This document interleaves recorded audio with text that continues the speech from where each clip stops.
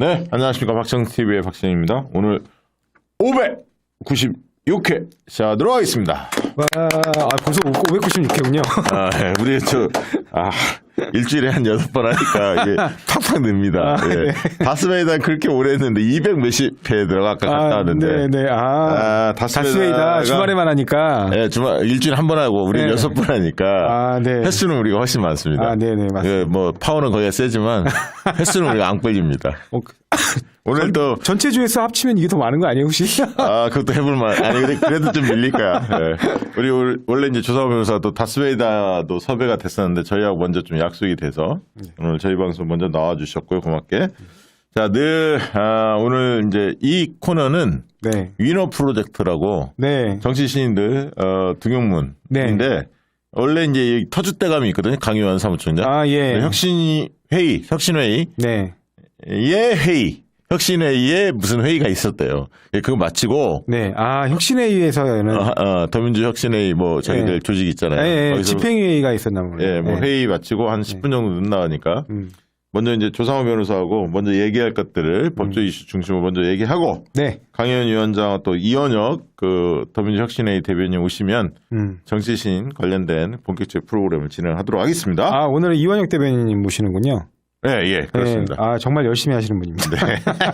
서로 밀어주는 아마 그런 것 같은데. 제가 어제 백분 토론 나갔었거든요. 네. 못 보셨죠? 11시 한 50분. 저는 못 봤습니다. 11시 50분쯤에서 저도 안 봤어요. 중요한 거 저도. 사진은 봤습니다. 사진 봤습니까? 캡처 사진 굉장히 잘 나오셨던데. 네. 화장빨리 잘 먹었다, 화장이. 살이 빠졌다, 이런. 네, 화장이 잘 먹었다. 댓글도 막 달리고 그랬나 보더라고요. 앞에 박성민 민 컨설팅 대표하고 토론을 많이 해봤었는데. 네네네. 아무튼 좀 재미없어요. 박성민 그 컨설턴트 그분은 약간 새로운 보수 쪽의 그 시각을 갖고 계시는 분인 거죠? 그거 좀 오래됐습니다. 사실 그런 적은. 근데 이제 민심의 기초에서 해석하기보다는 정치공학적 해석을 많이 하시는 분이라서. 그렇죠. 좀 과거에 예를 들면 그 판세 분석에서는 그런 것들을 좀 통했었는데. 그러니까 여의도의 이합 집산에 대한 분석을 많이 하시더라고요. 맞아요. 그러니까 민심을 잘 읽어야 이게 이제 선거를 정확히 볼 수가 있는데. 아무튼 좀 그렇습니다. 그래서 치고받는 자리가 아니어서 좀 재미가 없었어야. 치고받아야 하는데. 날 것으로 해야 하는데 말이죠. 그게 좀 아쉬웠고요. 예, 조상호 변호사도 지금 선거 준비하고 계시죠? 네, 열심히 준비한다고는 하는데 어찌됐든 지금 당내 상황이 심상치 않게 돌아가는 많은 부분들이 있잖아요. 네. 당 내외적으로 굉장히 중앙에서 이슈가 끊이지 않고 터지고 있고 계속해서 이제 어떻게 보면 어제도 재판이 있었는데 정말 황당한 일이 벌어졌죠. 왜냐면 정진설장 재판 이제 거의 끝물입니다. 이제 이후부터는 그래요? 아마 이제 합치게 될 거예요. 그렇죠. 그때 그 얘기 했었잖아요. 네, 이제 합쳐서 이재명 대표님하고 같이 진행하게 될 건데 그 전에 이제 마지막으로 유동규 증인신문에 대해서 이미 신문이 진행됐기 때문에 제주신문, 재반대 신문만 더 하고 이제 병합하자 이래서 진행됐던 건인데 굉장히 또 그러니까 논리적이지 않고 전혀 믿을 수 없는 얘기지만 어쨌든 새로운 초식을 들고 나왔더라고요, 검찰이. 그래요? 네, 어떤 초식이냐면 이른바 대장동 50억 클럽. 그 50억 클럽에 소속된 그 6명의 법조인들이 있지 않습니까?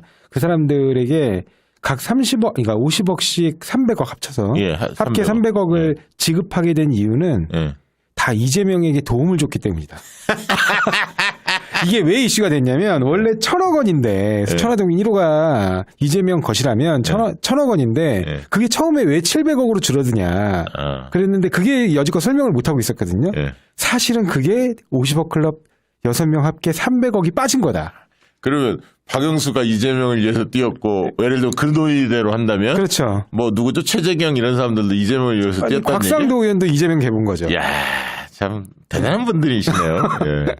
이재명 개본 겁니다. 그래서 구체적으로 뭘 도움을 줬다는 거냐 그런데 소송이나 인맥관계 기관에 도움을 줬다는 건데 곽상도 의원이 어떤 인맥관계에 어떤 소송을 도왔다는 건지 잘 모르겠습니다.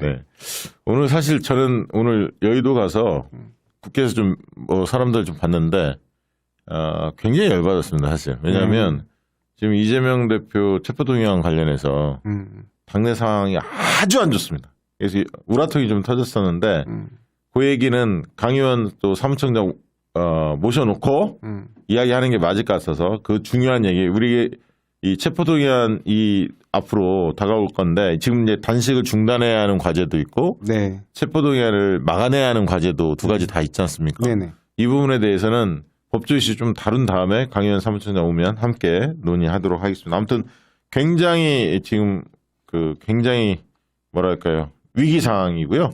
그 정도로 당내 상황이 지금 심각합니다. 그래서 그 얘기는 제가 조금 이따 설명을 드리고 어떻게 우리가 돌파할지도 행동 요령에 대해서 말씀 올리도록 그렇게 하겠습니다.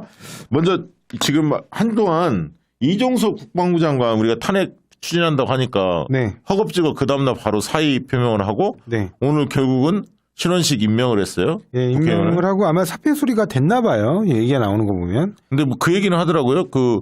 하루도 공백을 비우지 않겠다 국방부 장관. 그러면 사표 수리를 안 한 거죠. 아직 안 한 거죠. 예, 보통은 그럽니다. 왜냐면 이제 국회에 이제 어떻게 보면 이제 인사청문 절차가 있기 때문에 그렇죠. 그거 끝날 때까지. 예, 그 인사청문 절차가 보통 한 최소 20일 정도 걸립니다. 그렇죠. 그러니까 그 인사청문 절차에서 사실은 낙마할 수도 있는 거잖아요. 그렇죠. 그것도 네. 저기 청문 보고서 안 하면 또 재송부하고 약간 그런 기간이 있어요. 길면 한 달 정도 먹잖아요. 네, 그게. 맞습니다. 그래서 지금 그거는 얘기를 제가 얼핏 봤는데 뭐 빈틈없이 하겠다는 걸 보니까 약간 인사청문회까지는 그래서 보통은 인사청문회 통과되고 최종 임명 그렇죠. 직전에 네, 지명한 거죠. 사실 예, 임명 직전에 사직서를 수리하는 방식으로 처리를 하는데 그렇죠. 그렇게 할 것 같아요. 그러니까. 예, 만약 그렇게 한다고 하면 아직 시점은 남아 있는 거고. 예. 그런데 지금 네티즌들이 국가공무원법 위반 아니냐 사표 수리가 네. 왜냐하면 공수처에서 지금 고발해도 않는데 수사를 받고 있는데 네. 장관을 사표 수리하는 게 말이 되느냐 네. 국가공무원법 위반이다 이렇게 주장하는 분들이 있었어요. 네네네. 그래서 그 부분에 대해서 좀 해설을 일단은요, 그게 이제 이른바 국가공무원법 제78조의 4항입니다. 그 제78조의 4조항에 따르면 예. 이제 이렇게 수사가 진행 중이거나 징계 요구가 되어 있거나 네. 이런 공무원에 대해서는 사표 수리하면 안 된다. 다만 옛날에 우리 황운하 맞습니다. 우리 의원 되기 전에 맞습니다. 경찰 신분에 그때 이런 이거였잖아요. 사표 수리 안 그래서 해줬잖아. 그걸로 사실상 출마를 저지시키려고 했다가 그렇죠. 선관위가 유권 해석을 내렸죠. 왜냐하면 그렇죠. 이렇게 선거에 출마해야 되는 상황이라면 이거는 사표 수리 여부와 관계없이 출마할 수 있다. 그렇죠. 이렇게 결국 해결이 됐고요. 근데 이제 지금 문제는 뭐냐면 이 국가공무원법이 이거 지금 적용 대상으로 하는 게 네. 모든 공무원이긴 한데 네. 그 중에서 특수한 분야 대표적인 게 정무직 공무원이에요. 네. 이 정무직 공무원에 대해서는 국가공무원법의 모든 조항을 적용하는 게 아니라 네. 해당 특정 몇 가지 조항만 적용합니다. 그 특수성 때문에. 장관은 여러분들 정무직 공무원입니다. 네, 정부조직법상 국무위원은 정무직으로 보호하게 되어 있어요. 네. 그래서 지금 국무위원인 국방부 장관은 정무직입니다. 근데 이 정무직 공무원에 대해서 적용되는 조항 중에 이른바 지금 논란이 되고 있는 제78조의 4, 네. 그 조문은 적용이 안 됩니다. 아, 그렇구나. 네, 그러니까 애초에 적용은 없고요. 두 번째로는 제78조의 4조차도 사실은 이게 예외의 여지가 없는 게 아니라 그 징계가 중징계에 해당하지 않으면 수리는 가능해요. 근데 이제 아직 그 중징계 여부를 좀 따져볼 필요는 있는 거죠. 네. 이 사건의 경우에. 그러니까 하여튼 그런 상황입니다. 근데 애초에 이제 이런 장관과 같은 공무위원은 국가공무원법 제78조의 4가 적용되지 않기 때문에 사표 수리가 불가능하다라는 거는 조금 잘못된 말입니다. 그러니까 지금 아까 사표 수리를 하지 않은 상태에서 타핵은 엄격히 얘기하면 추진할 수는 있는데 이미 지금 임명을 해버렸기 때문에 네. 사실은 이제 지명한 상태이기 때문에 지금 이제 이재명 당대표께서는 특검으로 원래 입장을 냈고 탄핵과 특검을 같이 얘기를 했었지 않습니까? 최초에는 이제 특검을 얘기는 당연히 했고요. 그 이후에 국방부 장관이 계속해서 책임 회피를 하는 모습을 보이고 그다음에 실제로 꼬리 자르기식 증거인멸을 한다라는 이제 소문이 먼저 퍼졌거든요. 네. 그러니까 이러면 안 되겠다. 탄핵을 해야겠다 해서 서면으로 탄핵 지시를 내렸습니다. 그렇죠. 이걸 탄핵 지시를 내렸는데 원내에서 미온적이었고 국방위원회 소속 의원들 약간 특검까지 추진하는데 탄핵까지 하는 건 좀 그렇다 봐 이런 얘기도 약간 나오면서 돌았나 봅니다. 당 지도부가 세게 얘기한 것을 지금 바로 신속하게 처리했으면 이게 탄핵 절차에 들어갈 수 있었는데 들어가면 사실은 수리를 못하죠. 사표 그렇죠. 근데 그거를 놓쳤어. 예, 그거는 국가공무원법이 아니고 예. 별도로 국회법에 따라서 네. 탄핵 소추가 된 공무원의 사표는 수리할 수 없습니다. 네. 예. 그래서 지금 현실적으로 보면 지금 이제 타이밍을 좀 놓쳤죠. 타이밍을 좀 놓쳐서 지금 네. 오늘 이제 당대표도 굉장히 이 부분에 대해서 원내대표 쪽에 네. 왜 이런 걸 신속하게 처리하지 않느냐 불만을 드러냈다는 기사가 있었습니다. 맞습니다. 예. 네, 그리고 자, 그 사이에 두 분이 오셨습니다. 일단 인사를 좀 나누시죠. 강현 사무총장 오셨습니다. 네, 반갑습니다. 김현입니다. 반갑습니다. 네. 오늘도 그 광주 팬들 많이 들어왔습니까? 지금 그걸 점검할 시간이 없었습니다. 아, 지난번에 특강 그 제가 했었잖아요, 일요일날. 혁신하자고 님이 네. 자기가 그 당사자라고 뭐 얘기하던데, 혁신하자고. 맞습니다. 그분은 꼭 또 들어오실 겁니다. 네, 그리고 오늘 정치신으로 오늘 위너 프로젝트 소개하는 그렇습니다. 한 분이 또 오셨죠? 네. 이원혁 더민주혁신회의 대변인? 대변인입니다. 아, 인사하시죠. 네, 반갑습니다. 더민주 전국혁신회의 대변인 이원혁입니다. 반갑습니다. 굉장히 좀 세 보여요. 세 보여, 인상이. 설마 저보다 세겠습니까? 제가 보니까 그 대변인으로 하시면서 논평 쓰시는 거 보니까 네. 글은 엄청 셉니다. 네. 사무총장님보다 글은 훨씬 셉니다. 네. 벌써부터 문제가 되고 있습니다. 여러 센 논평 때문에 항의자라고 오고 있습니다. 오늘 지금 뭐 법조 이슈 잠깐 다루고 있는데 조금 하고. 네. 그다음에 우리 이재명 대표 단식이라든가 지금 체포동의안 이게 시급하더라고요. 굉장히 심각해. 내가 오늘 당에 갔다 왔거든. 맞습니다. 그래서 이제 그 얘기도 하고 여러 현안들이 있으니까 좀 다룬 다음에 정치신 코너는 조금 후반전에 여쭤보도록 그렇게 하겠습니다. 왜냐하면 정치 본인 뭐 어디 출마하고 뭐 어떻게 정치를 하겠다 이것도 중요하지만 정치 현안에 대한 식견이 있는지 이런 걸 또 유심히 볼 거예요. 네.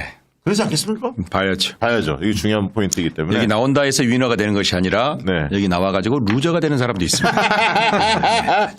자, 그래서 마저 법조 이슈 한두 가지 더 짚어보고 원래 준비했던 내용들 순서대로 좀 진행하도록 하겠습니다. 그다음에 이화영 전 부지사 네. 재판이 있었어요. 그래서 네. 지난번에 진술을 네. 번복하지 않았습니까? 네. 그 검찰의 회의에서 네네. 거짓 진술을 했다. 네. 그래서 입장을 번복한다. 네. 이제 자필 서신을 네. 다시 한번 명확히 냈고 이걸 관련해서 재판부에서 이번에 다뤘죠. 네, 맞습니다. 어떤 내용이 오고 갔죠? 일단은 그 재판부가 지금 재판을 진행하는 방식은 조금 전혀 이해할 수는 없는 방식으로 진행하고 있습니다. 왜냐하면 네. 변호사라면 누구나 알고 있는 내용이지만 어떤 증거가 검찰에 의해서 제출됐을 때 그 증거에 대해서 이 증거를 제출하는데 동의할 것인지 네. 아니면 부동의할 것인지 부동의하면 그 취지가 이 범행을 부인하는 취지인지 그렇지 않은지 이를 의견을 밝히게 돼 있어요. 네. 그러면 그 변호인의 의견에 따라 그 증거를 바로 채택해서 증거를 쓸 수 있거나 아니면 증거 채택을 불가능한 거죠. 그러니까 증거 채택이 불가능하거나 그래서 이른바 아예 증거 제출조차 못하게 되는 판단을 해야 하는군요. 네, 그게 이제 증거법 원칙이라 그래서 형사소송법에 어떤 기준에 따라 이걸 증거를 쓸 수 있는지가 딱 나와 있어요. 네. 그러니까 재판부가 무슨 해석을 통해서 하는 게 아니라 변호인의 의견을 어떻게 내느냐에 따라 어떤 방식으로 효력을 갖는지가 법에 딱 규정돼 있습니다. 근데 오늘 그런데 지금 이번 재판부가 갑자기 증거 의견을 냈더니 지금 이화영 부지사의 이 증거에 관한 의견이 자꾸 왔다 갔다 하기 때문에 이 부분에 대한 변호인의 증거 의견은 채택을 보류하겠다 그래 얘기한 거예요. 증거 조사를 하지 않겠다.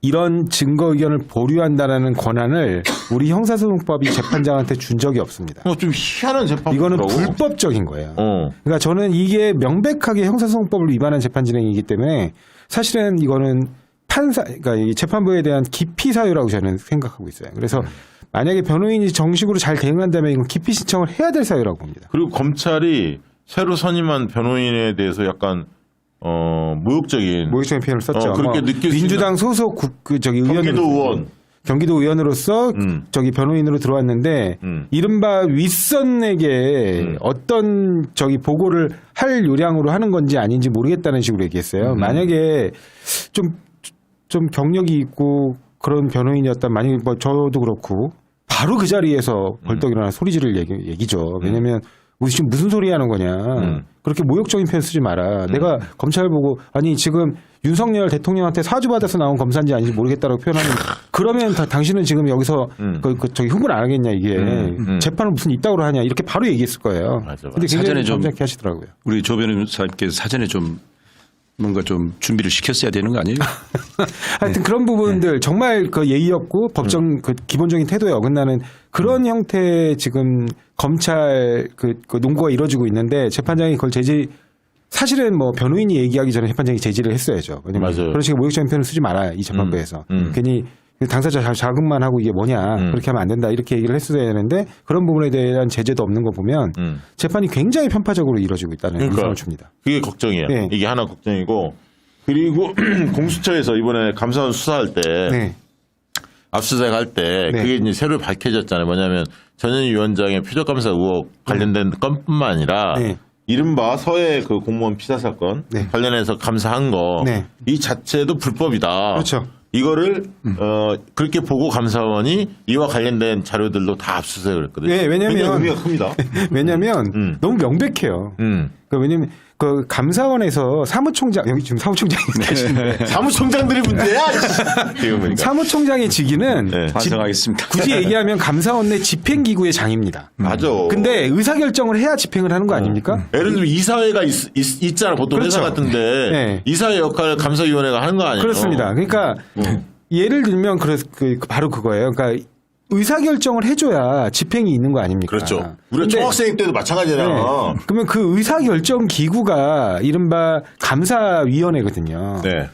그리고 그 감사위원회가 정말 그 가장 직위도 높아요. 그렇죠. 사무총장보다 더 높습니다. 예. 근데 그 감사위원들이 결국 결정해주는 사항에 대해서만 감사를 집행해야 되는데 그렇죠. 본인이 마치 직권 감사할 수 있는 것처럼 감사위원회 결정도 없이 직권으로 감사를 한 거예요. 네. 그러니까 그 부분은 너무나 명백한 절차 위반이기 때문에 네. 그 부분에 대해서 공수처가 직권으로 지금 수사를 그러니까 그거를 우선 감사 실시. 뭐 네. 감사원은 그렇게 표현을 하더라고요. 네네네네. 그거에 대해서 제동 확실히 걸었다. 그렇습니다. 아 좋아 공수처. 요즘 공수처만 제일 마음에 들어. 시청자 여러분, 더민주 전국회의 이 전국혁신회의 사무총장은 감사원 사무총장과 다릅니다.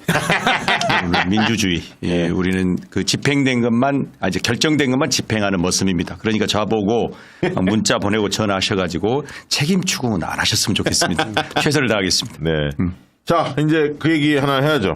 그 더민주혁신회의는 지금 어떤 활약들을 하고 계시죠? 느닷없이 법조위 수요에서. 이제 법조위 끝. 더민주혁신회의 들어가고 이재명 대표 이야기를 좀 해봅시다. 당이 특히나 현역 의원님들이 뭔가 당원들과의 긴밀한 소통을 상시적으로 해 주셔야 되는데 이런 당이 지금 누란의 위기잖아요. 네. 당대표가 목숨을 걸고 단식투쟁 중이잖아요. 14일 차잖아요.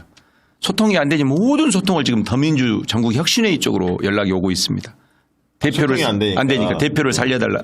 그러니까 어제도 어떤 분이 전화하셔가지고 최고위원과 의원들 문자를 보내도 답이 없다. 아마 하루 종일 문자를 보내신가 봐요. 대표를 살려내라 하고. 그래서 저희들은 단 한 명의 눈물이라도 좀 닦아주자. 얘기를 좀 들어주자 해가지고 지금 하고 있는데 오늘 또 그래서 제가 조금 조금 늦었는데요.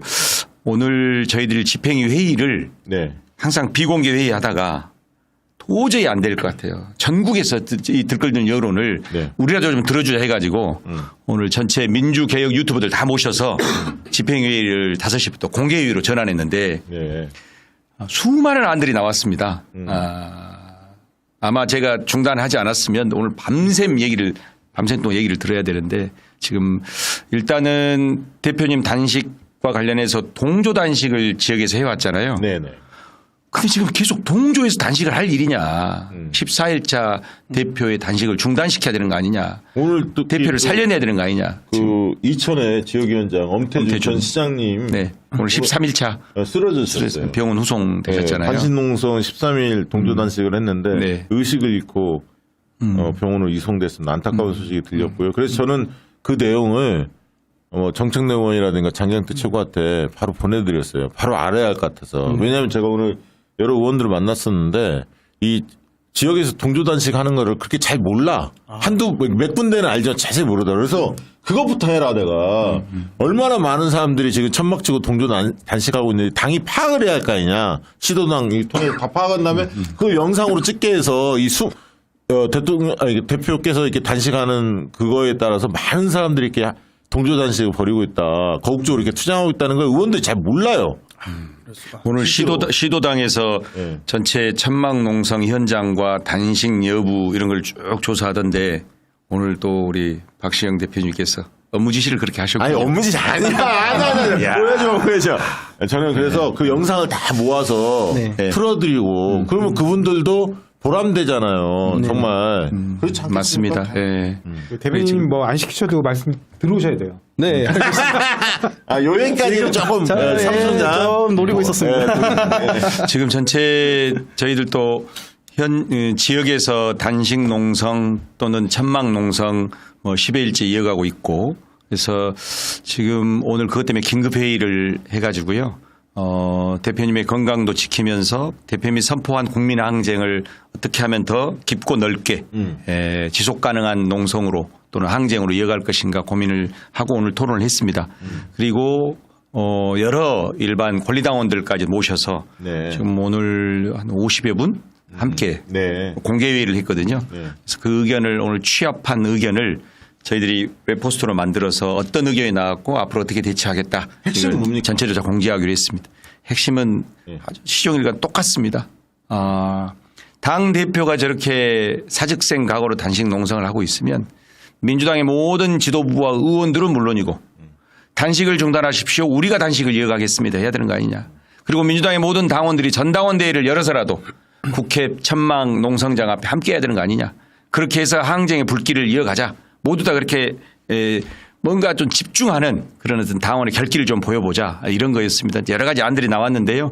현실 가능한 안을 채택해서 더민주전국혁신회의도 한 축이 되고 또 더민주전국혁신회의뿐만 아니라 이 동의하는 모든 단체 결사체들이 함께 연대회의를 만들자. 아니 지금 제안이 됐거든요. 네, 그게 현실적이죠. 맞습니다. 어떻게 보십니까? 단식 관련해서 어떻게 저희 농성장 중에 예상치 못한 장애가 있었습니다. 그게 뭐냐면 저희가 더민주 전국혁신회의가 전국에 농성장을 설치하자 설치하고 있는데 그중에서 경기도에 화성 동탄에 설치를 했었습니다. 자 설치하면서 김은경 혁신안 통과시키자 이런 문구가 있었는데 선관위에서 이거 김은경 선거운동이 아니냐. 김은경? 예, 김은경이 출마할지도 모르는데 김은경이 출마할지도 모르는데 김은경을 그래서 저희가 더민주 전국혁신회의가 김은경 선거 조직으로 그래서 저희가 그 가판을 치웠습니다.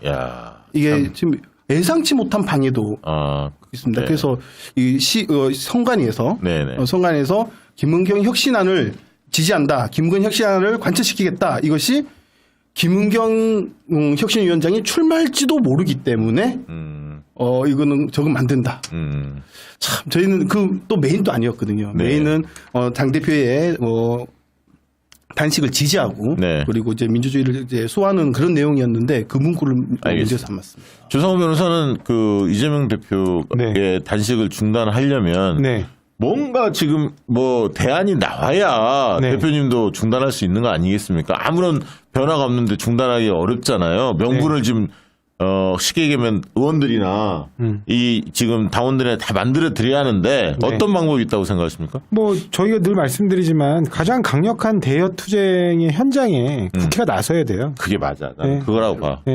그러니까 저도 비슷한 생각인데 의원총회에서 의원들이 다 모인 다음에 중단을 결의할 게 아니라 투쟁을 선포하고 그 투쟁 선포의 방법으로 아까 시민사회 뭐 해서 뭐 다 연석회의든 투쟁운동 본부든 이걸 꾸리자. 그리고 거기에 책임자로 민주당이 뭐 박찬대 뭐 누가 나선다 의결을 딱 하고 박수치고 언제까지 이걸 구상하고 100만이 모이는 집회를 우리가 만들어내겠다. 시민사회 뭐 이런 거를 결의해내야 국민항쟁을 시작하겠다라는 포문을 열었던 이재명 대표의 뜻이 전달되는 거 아닙니까? 지금 당대표의 단식을 자기의 싸움으로 보고 있는 의원이 없습니다. 전부 다 강 건너 불구경 하듯이 대표니까 단식 멈춰라 이런 얘기만 하지 국회의원으로서 자기 자신의 싸움이다. 이것은 내가 국회의원으로서 윤석열 전 정부와 싸워야 되는 나의 싸움이다라고 인식하는 국회의원이 제 눈에는 보이지 않습니다. 참 세다. 그리고 그러니까 지금 이재명 대표는 중단할 생각이 없으신 거 아닙니까 지금? 그렇습니다. 단식 중단과 관련해서는 말도 못 꺼내게 하시고 다만 지금 건강 상황이 녹록지 않습니다. 지금 14일 차인데 그나마 지금 잘 버티시고 계시는 겁니다. 그렇죠. 지금 전해질 이상이 왔고 또 부정맥. 그다음에 지금 그 한 단식 10일 차부터 손발 저체온증이 지금 심하기 때문에 오늘 저기 누구야? 엄태준 네. 이천 지역위원장님도 저체온증이 오셨다는 거예요. 그렇습니다. 그러다가 이제 실려가신 거예요. 네. 그래서 저희가 아마 우리 대표님의 결기대로라면 무슨 건강상의 이상을 기다리다가 응급차에 후송해서 단식 중단하는 지금 이런 상황이 아니거든요. 그래서 저는 기본적으로 당에 있는 의원들이 이제는 밖으로 나와야 된다. 나와서 대표님 계셨던 그 농성장에서 대표님과 똑같은 모습으로 대열에 동참해 줘야 한다. 지역구 가서 지금 행사 참여할 일이 아니다. 그래서 내가 그 의원들한테 그 얘기했어요. 1박 2일 이런 식으로 그 단식하지 마라. 하려면 바톤을 이어받아서 무기한 단식 들어가든 예를 들면 그런 사직생의 모습을 보여줘야지 뭐 1박 2일 이거 누가 그거를 의미를 크게 받아 안겠습니까? 사실. 그렇습니다. 솔직히 얘기해서. 네. 참 그런 게 좀 안타깝고 그리고 오늘 이제 문재인 전 대통령 시절에 노영민 비서실장이죠? 네. 청와대. 네. 그러니까 이제 문재인 대통령의 메시지를 들고 중단을 권유하는 방문이 있었습니다. 또 문 대통령이 직접 오기를 바랬는데 아직 오시지 않았고 19일날 뭐 서울에 그 9.19 그 선언이 있었죠. 네. 네, 그 중요한 판문점 선언인가 그랬을 겁니다. 네. 선언이 있어서 그 행사가 있으면서 이제 아마 서울 올라오실 것 같은데, 근데 그 전에 좀 올라오셔서 역할을 좀 해 주십사 하고 저희 방송에서 좀 말씀드렸고 여러 통로를 통해서 이야기를 했는데 어쨌든 노영민 실장이 지금 먼저 온 셈이고요. 그때까지는 못 버팁니다. 그렇죠. 물리적으로 신체적으로 못 버티고요. 그렇게 둬서도 안 됩니다. 부탁드립니다. 민주당 의원들이 동참해 주셔야 합니다. 심지어 천막 각 지역위원회 다시 천막 설치하고 우리가 투쟁을 이어가겠다라고 선언하고 모두 다 다른 활동들 중단하고 지금 북콘서트 하고 있을 때가 아니잖아요. 지금 어디 지역구 행사 다닐 때가 아니잖아요. 대표가 쓰러지고 지금 무슨 과거처럼 보여주기 지금 쇼하고 있는 게 아니잖아요. 저는 그렇게 동참해 줘야 된다 생각합니다. 지역에서 그 단식 농성 하시는 분들은 이제 좀 오래되신 분들 정리하고 저는 뭐냐면 1인 시위가 호응이 좋아요. 제가 들어보니까 지하철 앞 뭐 곳곳에 1인 시위하고 있으면 사람들이 전부 다 온다는 거예요. 음료수도 주고 힘내라고 어르신들 70대 60대도 다 찾아와서 격려한다는 거예요. 그러니까 뭐냐면 누군가 눈에 보였으면 좋겠다는 거예요. 거기에 국회의원이 보여야 하는데 국회의원이 안 보이니까 일반 시민들 당원들이 나서니까 그분들한테도 힘을 모아주고 있는 거예요. 그래서 그렇게 각 지역에 1인 시위하는 사람 뭐 100명 이렇게 모이고 주말에 촛불 집회하면 대규모로 모이고 좀 보여줬으면 좋겠어요. 이번 주에 또 집중 집회 있지 않습니까? 4시에 또 야사당 집회가 있고 6시에 있는데 지난주 저 나가서 다 봤거든요. 어떤 의원들이 참석했는지. 손에 뽑혀요. 솔직히 몇십 명 안 돼. 20명 되나? 한 20명? 왜 그러실까요? 왜 그러실까요? 하고 막 지나가는데 제가 윤석열! 뭐라고 했는지 알겠죠? 계속 외치면서 동참하라고. 아유. 지금 충청에 우리 상임 운영위원 중에 오광영 상임 운영위원이라고 있어요. 그분 지금 오늘 10일차고 또 광주의 남구 거기에 정진욱 상임 운영위원 오늘 11일차고. 포항도 누가 있던데? 포항도 있고. 청주의 김시진 상임위원이 7일. 어제까지. 그러니까 그런 분들 많이 계세요 지금.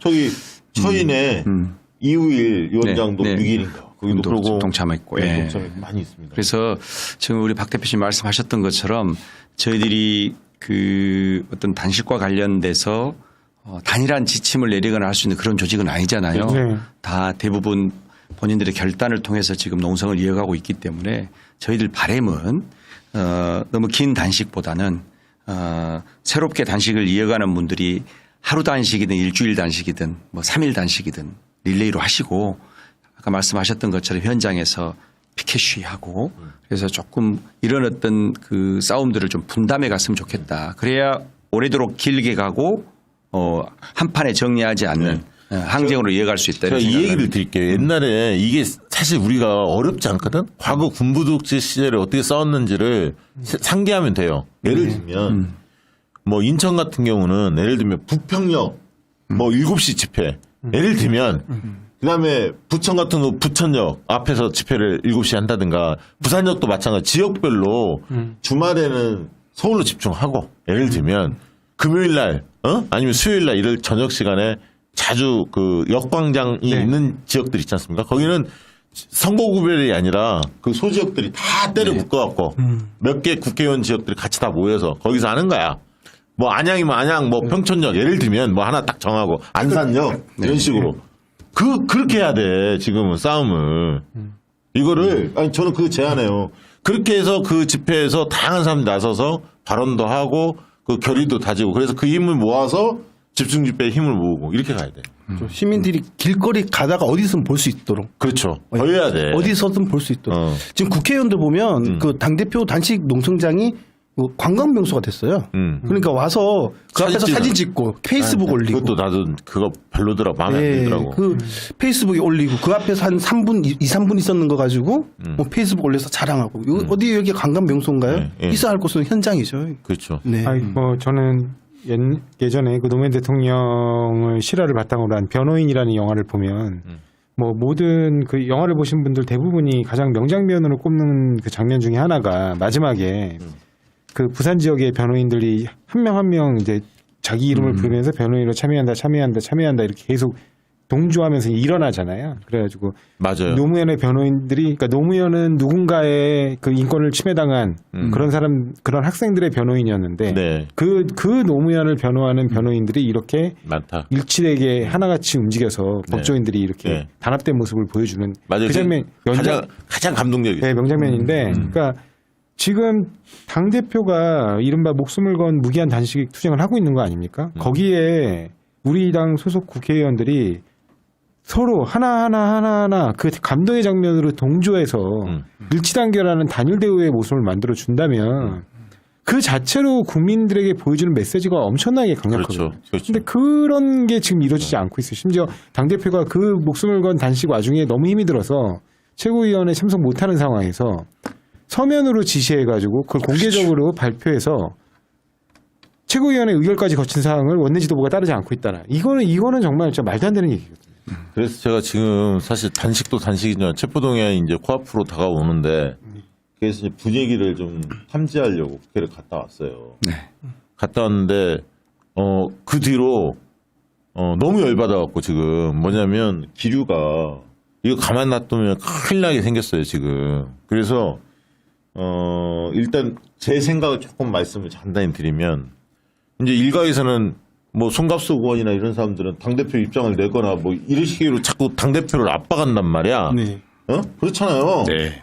그래서 이거는 이재명 당대표는 입장이 당에 일임하는 거야. 네. 당에. 네. 그러면 원내대표가 정무적 판단해서 입장을 정리하는 겁니다. 이거를 당론으로 정할 건지 자유투표에 맡길 건지를 정리하고 제가 볼 때는 박강원 원내대표의 스타일상 무조건 자유투표에 맡길 거예요. 그럴 것 같지 않습니까? 네. 이 당론으로 부결시키지 않을 겁니다. 스타일. 그렇게 보시죠? 네. 그러면 자유투표로 붙여진다고 예상이 되는데 뻔히. 그러면 이걸 어떻게 할 거냐? 그러면 저는 그 얘기를 했어요. 몇몇 의원들한테.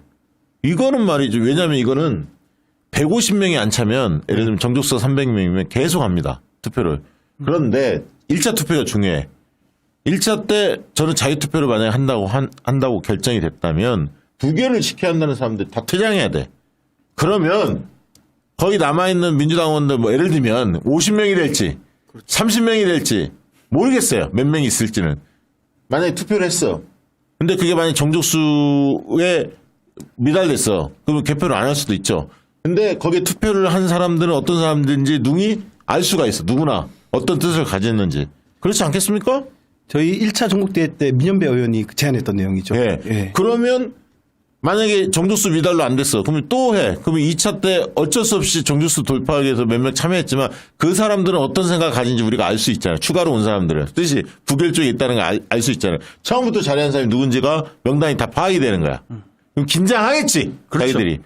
그게 저는 굉장히 중요하다고 못 찾죠. 왜 그러냐면 내가 이들하고 얘기하면서 답답했던 게 뭐냐면 나는 이 사람들이 있죠. 달나라에서 국회의원 하는 줄 알았어. 뭔 얘기냐면 당원들과 지지자들의 생각이 뭔지 잘 모르더라고. 첫째. 두 번째, 만약에 지금 꼼수를 부릴 것 같은데 서울중앙지법보다는 수원지법에 그 영장을 청구할 가능성도 상당히 있다는 식으로 알려지고 있어요. 어디로 칠지는 몰라요. 수원지검이. 근데 만약에 체포동의안이 가결이 돼서 대표가 영장실질심사를 받으러 갔는데 이게 상식적으로 말이 안 되는 거지만 저들이 어떻게 할지는 아무도 모르잖아요. 만에 하나 만약에 구속이 됐다. 그 뒤를 국회의원들은 너무 안이하게 생각하고 있더라고. 뭔 얘기냐면 그 흔히 말하는 뭐 불체포 특권 내려놓겠다, 특권 내려놓겠다 이런 걸 선언했기 때문에 조금 그건 어쩔 수 없는 거 아니야. 뭐 이런 식으로 생각하는 거야. 주민들한테 시달림을 덜 받을 거 아니야. 언론의 시달림을 덜 받을 거 아니야. 그리고 오히려 만약에 만에 하나 대표가 구속이 되면 오히려 그걸 가지고 전 국민이 들고 일어날 거야.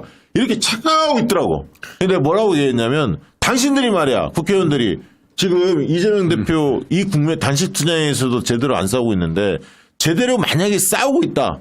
민주당이 진짜 열심히 죽을 똥 말 똥 이렇게 싸우고 있다. 만약에 이게 국민들한테 전달이 됐다면 만약에 이재명 대표가 그래서는 안 되겠지만 만약에 갇힌다 하더라도 저들에 의해서 갇힌다 하더라도 들필처럼 일어날 수도 있다. 그러나 당신들 그렇게 싸우고 있냐. 이재명 대표 혼자 싸우고 있는데 말이 안 된다. 그 둘째 국감은 없다 내가 얘기했어. 단언했어. 국감이 왜 없냐 내가 모르더라고. 당신들 지금 국감만 대비하고 있지 않냐. 국감 없다. 왜?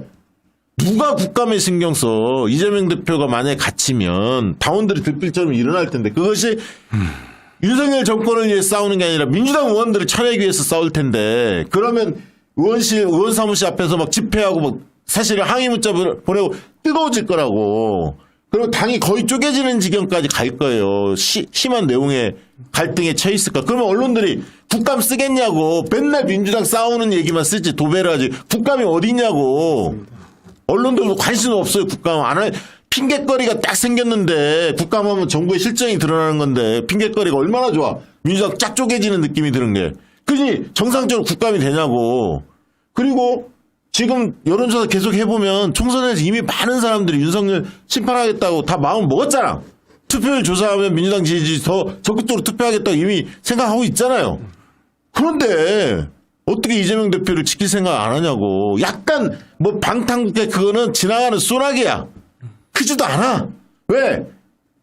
검찰 수사가 불공정하고 편파 수사하고 정치 보복성 수사라고 국민의 60% 이상이 판단하고 있어요. 이미. 이게 돌파할 수가 있다고. 이거를 몰라요. 그래서 저는 방법으로 우리 당원 지지자들이 지금 뭘 해야 하냐면 화를 내면 안 되고 차분하게 마음을 가지시고 의원 사무실이나 의원들 있잖아. 보좌진 전화해서 조목조목 설명을 해야 돼. 특히 그 지역에서 활동했던 분들, 우리 뜻 있는 당원들, 지지자들이 각 의원들을 찾아뵙고 우리 당원들 지지자들 마음이 어떤지를 알려주고 제가 지금 말씀드린 게 다 동의하시잖아요. 그렇죠. 그거를 알려줘야 모르고 있더라니까. 완전 달나라에서 정치해 이 인간들이. 오늘 만나신 그 국회의원 명단부터 까세요. 못 가. 네? 못 가. 한 명만 좀 까세요.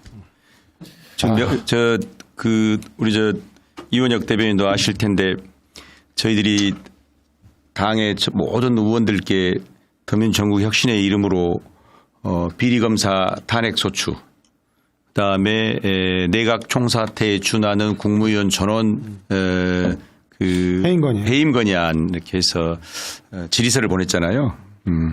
동의하냐 동의하지 않냐 답을 해라. 그래서 또 나중에 메일을 못 받다 할까 봐 메일을 안 읽는 분들은 직접 들고 놓고 해가지고 방마다 가서 다 드렸잖아요. 네. 그 전달하는 게 우여곡절이 많았습니다. 저희가 층별로 아무 데나 못 가잖아요. 네, 네. 엘리베이터에서 안 내리고 있어요. 원하는 층에 딴 사람이 눌러줄 때까지 있다가 문이 열리면 한 명 투입. 야 정말 독립군의 심정으로. 진짜 독립운동했습니다. 네. 왜냐하면 어찌됐든 하나하나라도 승리하는 어떤 그런 성과들을 내봐야 되잖아요. 윤석열 탄핵 전에 검사부터 한번 탄핵시켜 봐야 되잖아요. 역풍운운하지만 이것이 얼마나 성과로 다가올 것인지에 대한 효능감을 느껴봐야 되잖아요. 네. 답이 왔을까요? 안 왔을까요? 안 왔겠죠. 답이 많이 안 오길래 확인을 해봤어요. 원내대표 잠깐만 얘기해 보세요. 얘기해 보세요. 네. 저희가 나눠줄 때 분위기가 좋았어요. 저희 나눠줄 때 저희는 이제 잡상인 취급 받을까봐. 아니 더민주 혁신회의를 다 두려워해요. 네, 그래 할까봐 그래도 네. 이제 보좌관들, 비서관들까지 그렇게 알까 싶어서 가니까 반겨주더라고요. 그리고 뭐 차도 주고 뭐 이러면서 우리 빨리 가야 되는데 이게 딱 그때 분위기 좋다. 우리 이거 성공이다라고 하는데 그날 답장이 몇 군데가 안 오더라고요. 그리고 이 첫날이라서 그런갑다 했는데 그 다음 날 또 숫자가 상당히 많이 안 왔습니다. 그래서 저희가 여러 가지 루트를 통해서 알아봤더니 네. 조직적으로 무응답하자. 조직적으로 무응답하자라는 이야기가 있었고 그에 대해서 모 의원은 내가 답은 지금 못하지만 답장을 못 주지만 찬성은 합니다라고 이야기할 정도로 또 조직적인 방해가 있었다. 그래서 검사 탄핵안 및 국무위원 전원 해임 건의안에 대한 이것이 이루어지지 않았죠. 그래서 오늘 당 대표께서 그런 말씀하셨잖아요. 국방부 장관 탄핵의 시기를 놓쳤다. 원내에서 이런 계산을 돌릴 동안, 머리를 굴리는 동안, 눈을 돌리는 동안 이런 시기들은 다 지나가 버렸던 거죠. 너무 안타깝습니다. 자, 당 내부 얘기 하다 보면 천불이 터져서 근데 여러분들이 워낙 관심 사안이고 이게 초미의 사안이기 때문에 얘기를 좀 안 할 수 없었는데 끝으로 한 말씀 하고 네. 또 다른 사안들 좀 언급을 해야 할 것 같은데. 저희들이 10일에 검사 탄핵안 관련 이 답변서 명단 공개하기로 했었는데 그게 어제잖아요. 그래서 못했습니다. 응답률도 낮았지만 어제가 또 예상치 않게 그 우리 수원지검 대표님 출두가 있었잖아요. 그래서 많은 분들이 항의하시는데 믿어주십시오. 저희들이 기필코 검사 탄핵시킵니다. 예를 들면 2차, 3차, 4차 계속 질의서 보낼 것이고 1차 안에 대한 답변서 보낸 분들 누가 찬성했는지 공표할 것이고 2차 때 또 공표할 것이고 믿음 가지시면 됩니다. 한번 제대로 한번 해보겠습니다. 네. 기다려 주십시오. 저는 정말 답답한 게 아니 정치인들이 훨씬 더 막강하고 큰 권한을 갖고 있고 더 직접적으로 민주적 정당성이 확보된 권력을 갖고 있는 거잖아요. 그렇죠. 검찰이 하는 걸 지금 보세요. 그러니까 지금 검찰이 하는 거 보면 김만배 자기 말 안 따른다고 지금 벌써 영장을 몇 번을 얘기하는 겁니다. 그런 방식으로 해서 어떻게든 이렇게 그 이른바 가스라이팅을 하든 협박을 하든 장기 구속으로 이 사람에게 압박을 주든 계속해서 어찌됐든 자기의 원하는 진술을 끌어내려고 조직의 모든 역량을 총동원하잖아요. 근데 우리 같은 경우는 지금 검사 위법이 명백히 확인됐는데 심지어 이번에 그 손준성 검사는 현재 재판 진행 중인데도 승진까지 시켜줬어요. 이게 뭡니까? 전형적으로 인마금용 승진이에요. 윗선 불지 마라. 어디 감히 자기 모시는 사람을 피해자로 적시해서 그러면 피해자 조사받아야 되는데 검찰총장 부부하고 그다음에 자기 윗상관이 검사장을 피해자로 적시한 고발장을 그분들 동의 없이 썼다고요? 말이 안 되는 내용이거든요. 이래서 조상호 변호사를 빨리 국회에 들여보내야 돼. 그러니까 이런 걸 탄핵을 시키면 내가 조금 더 빠른 길로 승진하려다가 내 인생이 그냥 그대로 무너질 수도 있겠구나. 그런 얘기를 해요. 우리 지지자들 뭐라고 하냐면 예. 상대는 칼 들고 총 들고 덤비는데 맨손으로 우리가 상대하냐. 우리는 몽둥이라도 그럼 들자. 제발. 검사가 뭐 대단합니까? 그냥 시험 잘 본 거예요. 그냥 합격해가지고 간 거예요. 사실 합격해가지고 그냥 간 거 아니에요? 고시 한번 붙어가지고. 못한 자밖에 없고. 혹시 저 검사 출신 변호사입니까? 아니 저 검사 출신은 아니지만 저도 사법시험 같이 공부했고 네네. 저도 검사 임용신기에 성적은 됩니다. 제 연수원 38기 10반. 일부러 그런 거지. 일부러 끼어들려고. 네. 동기애들한테 물어보세요. 제 연수원 38기고요. 10반이거든요. 다 물어보시면 됩니다. 근데 검사 아무것도 아니에요. 그냥 공부 좀 잘해가지고 고시 봐서 고시 붙고 그냥 이 한마디로 얘기하면 그냥 공무원 임용시험 합격해가지고 공무원 된 거예요. 그분이 무슨 어디 국민들에게 단 한 표라도 받았나요? 그렇죠. 잘못했으면 탄핵돼야죠. 선출직도 아닌데. 예, 원래는 잘못했으면 파면돼야죠. 그게 근데 행정부 내에서 이루어져야 되는데 행정부가 스스로 자정 기능을 상실했다. 그때 나서는 게 국회 아닙니까? 자, 오늘 그 얘기도 또 열받는 얘기 하나 더 터졌는데 그 후보자들 임명을 했는데 아까 지명을 했는데 신원식 있지 않습니까? 네. 신원식 어떻게 신원식, 유인촌, 김행? 야, 어떻게 뽑아도 정말 대단하지 않습니까? 지금 대한민국 대통령은 이명박입니다. 그러니까 그 얘기 나와요. 야, 해도 예. 이 정무 감각을 떠나서 이런 방식의 올드보이를 전부 다 그러니까 재배치시키고 그것도 지탄받던. 그러니까 일각에서는 뉴라이트 사과는 대통령한테 누가 이식시킨 거 아니냐 이제 이런 생각이 있었잖아요. 네. 그게 아니야. 뉴라이트 그 자체야. 그렇죠. 유라이트. 그 자체야. 그리고 어제 전우영 교수가 나와서 네. 이 뉴라이트 뿌리가 어떻고 쭉 설명 낮방송에 했었어요. 모르신 분들은 그거 꼭 보시고 신원식 과거 발언이 네. 도마에 올랐습니다. 좀 소개 좀 해주시죠. 예, 신원식 국방부 장관 내정자가 문재인 정부 시절 이른바 태극기 집회에서 예. 이 정광훈 목사가 주관한 그 태극기 집회에 수차례 참석을 했고요.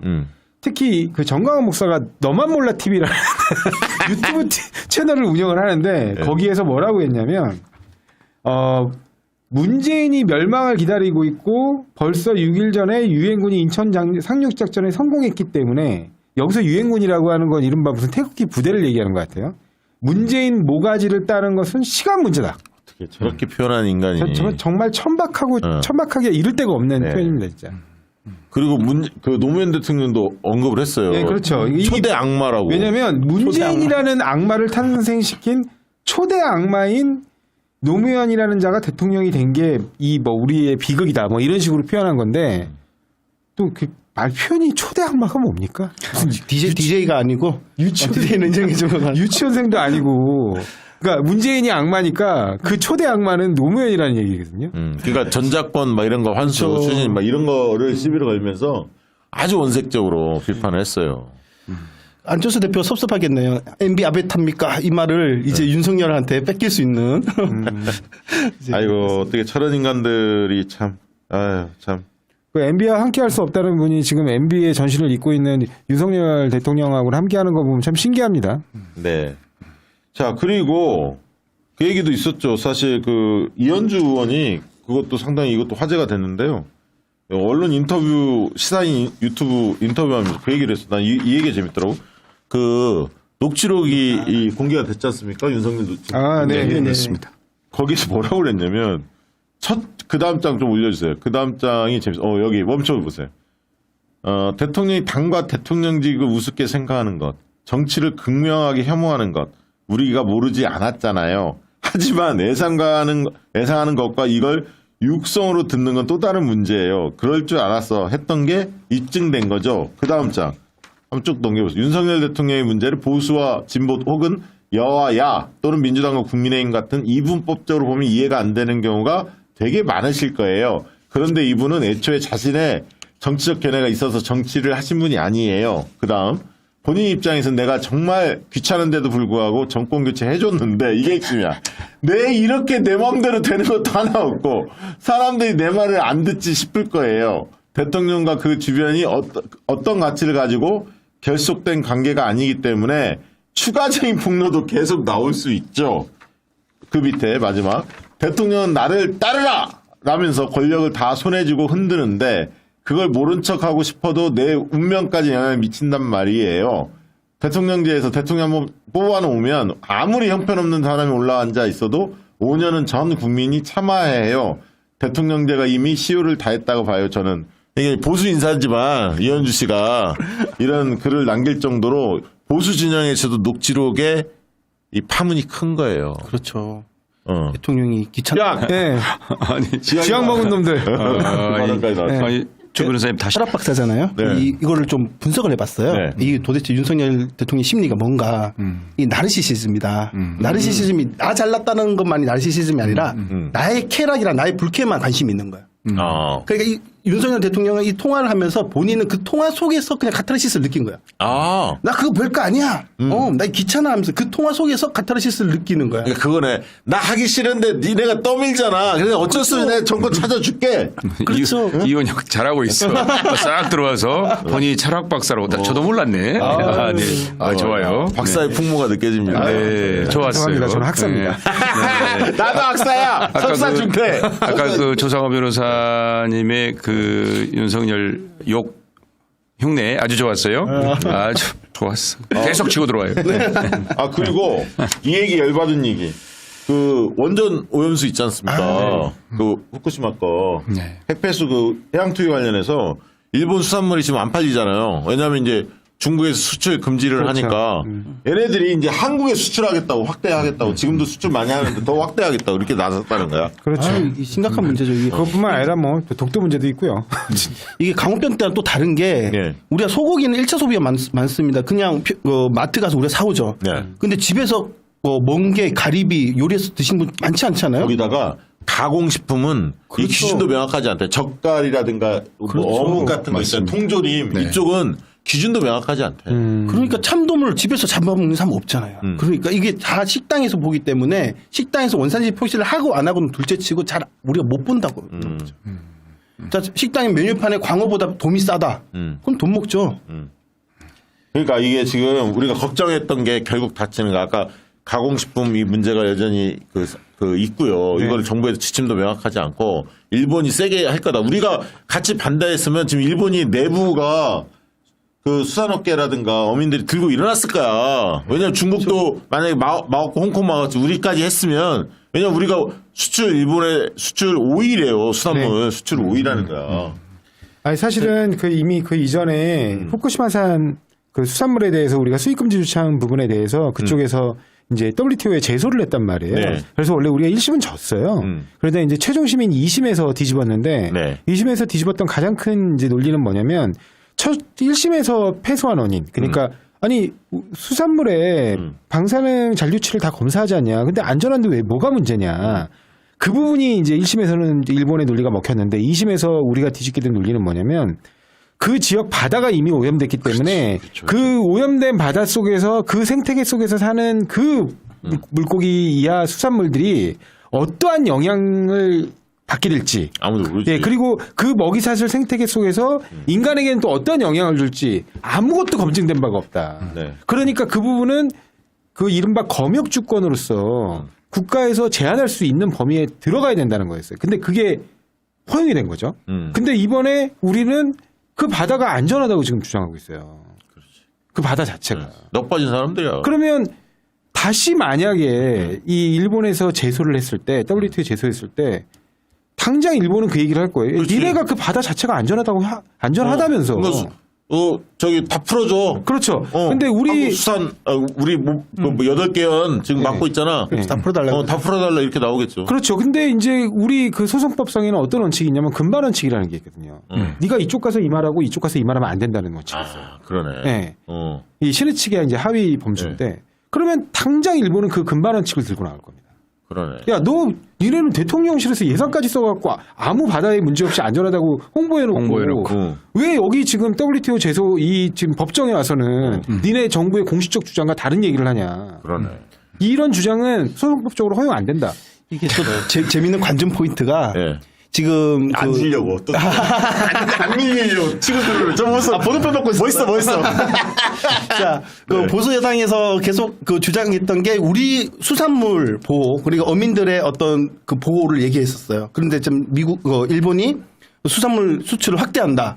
자, 이제 그러면 이거에 대해서 어떻게 반응할 것인가?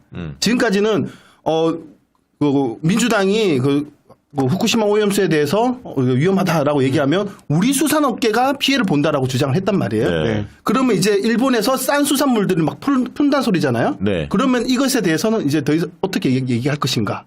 이거 이제 모순이 되기 시작을 하는 거죠. 네, 좋습니다. 오늘 김기현 대표가 자우림 관련해서 개념 없는 연예인 막 이런 얘기를 좀 했고 거기에 뭐 강승규 시민사회 수석 대통령실 문학의 자유를 왜곡하는 세력이 많다. 막 이렇게 이야기하면서 지금 유인초까지 됐기 때문에 네. 이 과거에 이명박 정부 시기에 문화예술계 블랙리스트 파문이 굉장히 컸지 않습니까? 이게 또 다시 재현되는 게 아닌가 싶어요.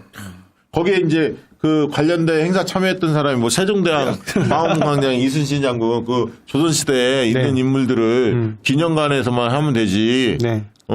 대한민국에 대한민국을 상징할 수 있는 인물 그 얘기는 내가 볼 때 뭐 이승만이나 이런 사람들 세우자는 거 아니야? 아니 그 얘기잖아 사실. 아니, 박정희 뭐 이승만 이런 사람 세우겠다는 거 아니야? 박정희 대통령이 세워놓은 거예요 지금 그 이순신 장군을. 네. 맞죠. 맞네. 맞아. 그리고 우리가 얘기하는 그 유명한 현충관도 아니 어디 현충관 맞나요? 거기 예산에 있는. 예. 현충관 맞죠. 예. 그것도 박정희 대통령이 세운 겁니다. 현충사. 그것도 박정희 대통령이 세운 거예요. 그 현판. 박정희 대통령이 충무로, 을지로 이름도 다 지어줬죠. 이순신 장군을 그렇죠. 영웅화 시켰죠. 실제 그렇죠. 위대한 인물이지만 그렇죠. 영웅화 시켰죠.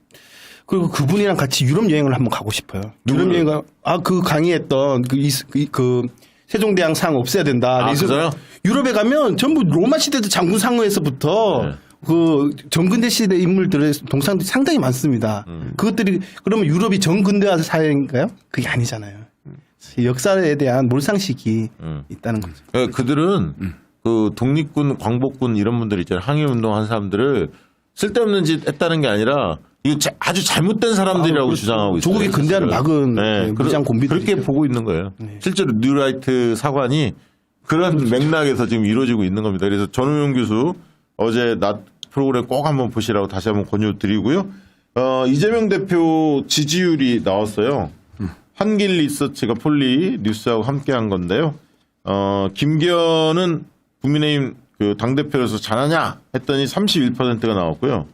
이재명 대표는 45.6이 나와서 긍정과 부정이 거의 팽팽했어요. 그러니까 과거보다는 제가 볼 땐 좀 오른 수치입니다. 그전에 하도 이재명 대표를 악마화 시켜갖고 이 활동이 제대로 조명이 안 됐었는데 긍정 45.6, 부정 48.5로 팽팽하게 오차범위 내에서 맞서고 있었고요. 김기현은 31%가 나왔고 그 다음에 이재명 대표의 사법 리스크 관련해서 이재명 대표 사퇴 의견도 물었더라고요. 네. 사퇴해야 한다는 의견은 43이었고 사퇴하지 말고 대표직을 유지한다는 얘기는 45.7로 대표직을 유지한다는 의견이 소폭 우세했는데 중요한 건 민주당 지지층에서 77.3%가 대표직을 유지한다. 압도적 다수가 그런 응답을 했다고 합니다. 10월 10일, 11일 양 이틀 기간 조사를 ARS 조사로 무선 RDD 방식으로 했고요. 폴리뉴스가 의뢰해서 한길 리서치 조사고요. 자세한 내용은 중앙여론조사 심의위원회 참고하시면 됩니다. 홈페이지 참고하시면 되고요. 자, 이재명 대표에 대한 진가를 조금씩 알고 있어요. 이것도 사실은 저는 단식의 효과도 있다고 봐요. 왜 민주당 왜 안 싸우냐? 이게 있었거든 불만이. 맞습니다. 그런데 당 대표가 사직생의 각오로 맨 선두에 서서 앞장서서 이게 투쟁을 하고 계시니까 단식 투쟁을 하고 계시니까 그런 효과도 있다 이렇게 좀 보여지고요. 그 끝으로 이 얘기하고 이제 우리 정치 신인 코너를 들어가 보도록 하겠습니다. 양평 고속도로 변경 제한한 거 그것이 경제성도 없이 이 지침을 위반했다는 게 KBS 단독 보도가 나왔어요. 이것도 굉장히 큰 겁니다. 왜냐하면 그동안에 뭐 그 편익과 경제성 분석 왜 안 하느냐 막 이런 얘기도 많이 나왔었잖아요. 근데 이제 자체적으로 용역회사가 했다. 이렇게 지금까지는 밝혀졌었는데 보니까 원래 있었던 편익과 경제성 분석을 1차 용역에서 수행하기로 돼 있었대요. 지난해 8월부터 11월까지. 그런데 갑자기 이거를 2차 용역까지 미뤘다는 거예요. 그리고 아직까지도 이게 마무리가 안 됐대요. 편익과 경제성 분석이. 그리고 용역업체가 국토부에 노선 변경을 제안했다는 지난 5월에도 경제성 분석이 시작도 안 된 시점이었다는 게 이제 확인이 돼서 결국은 편익 분석이 나오지 않는 상태에서 고속도로의 노선을 변경시켜 버린 꼴이 됐다라고 조호섭 의원이 지적하기도 했고요. 그리고 무엇보다 이거는 이런 국토부가 용역업체가 타당성 조사 주요 과제를 바꿀 때는 정식 문서로 오가야 하는데 정식 문서로 오간 게 아니라 구두로만 협의한 거다. 이게 말이냐고 막강이냐고. 근데 이 인간들이 경제성 분석을 하지 않고도 전체 대금의 95%를 용역사한테 준 거야. 국토부가. 경제 분석도 안 하고 수익성도 안 하고 아까 구두로 오가고 문서도 오가지 않고. 저는 그렇게 할 수밖에 없었다고 봅니다. 왜냐하면 애초에 최초에 이 용역이 발주될 때는 이 노선 변경을 이렇게 대폭으로 변경하는 거에 대해서 고려되지 않고 발주가 됐을 거예요.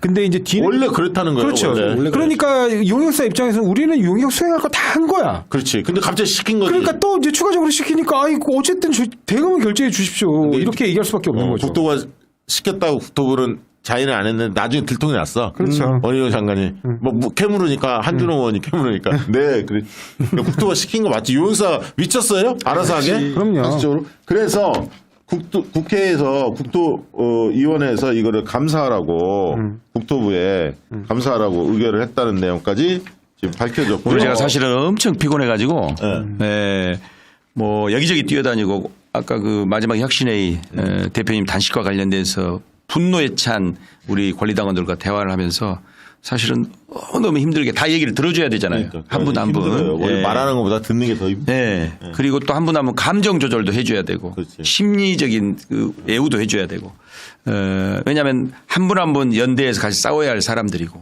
그렇죠. 사실은 정치와 무관하게 사는 게 시민들한테 가장 큰 행복이에요.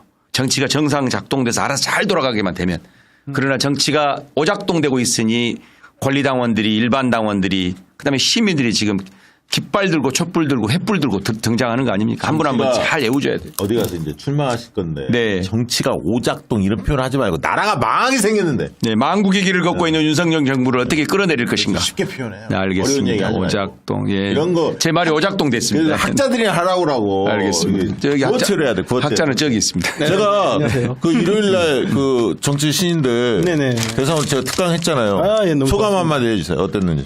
이게 제가 홍보 담당으로 공무원 한 5년 있었습니다. 서울시 5년 있어서 저는 아유 뭐 저런 게 따로 필요하겠냐라고 생각을 했는데 전혀 다르더라고요. 새로운 신세계 전혀 생각지 못했던 디테일. 근데 얼만큼 밝혀도 되나요?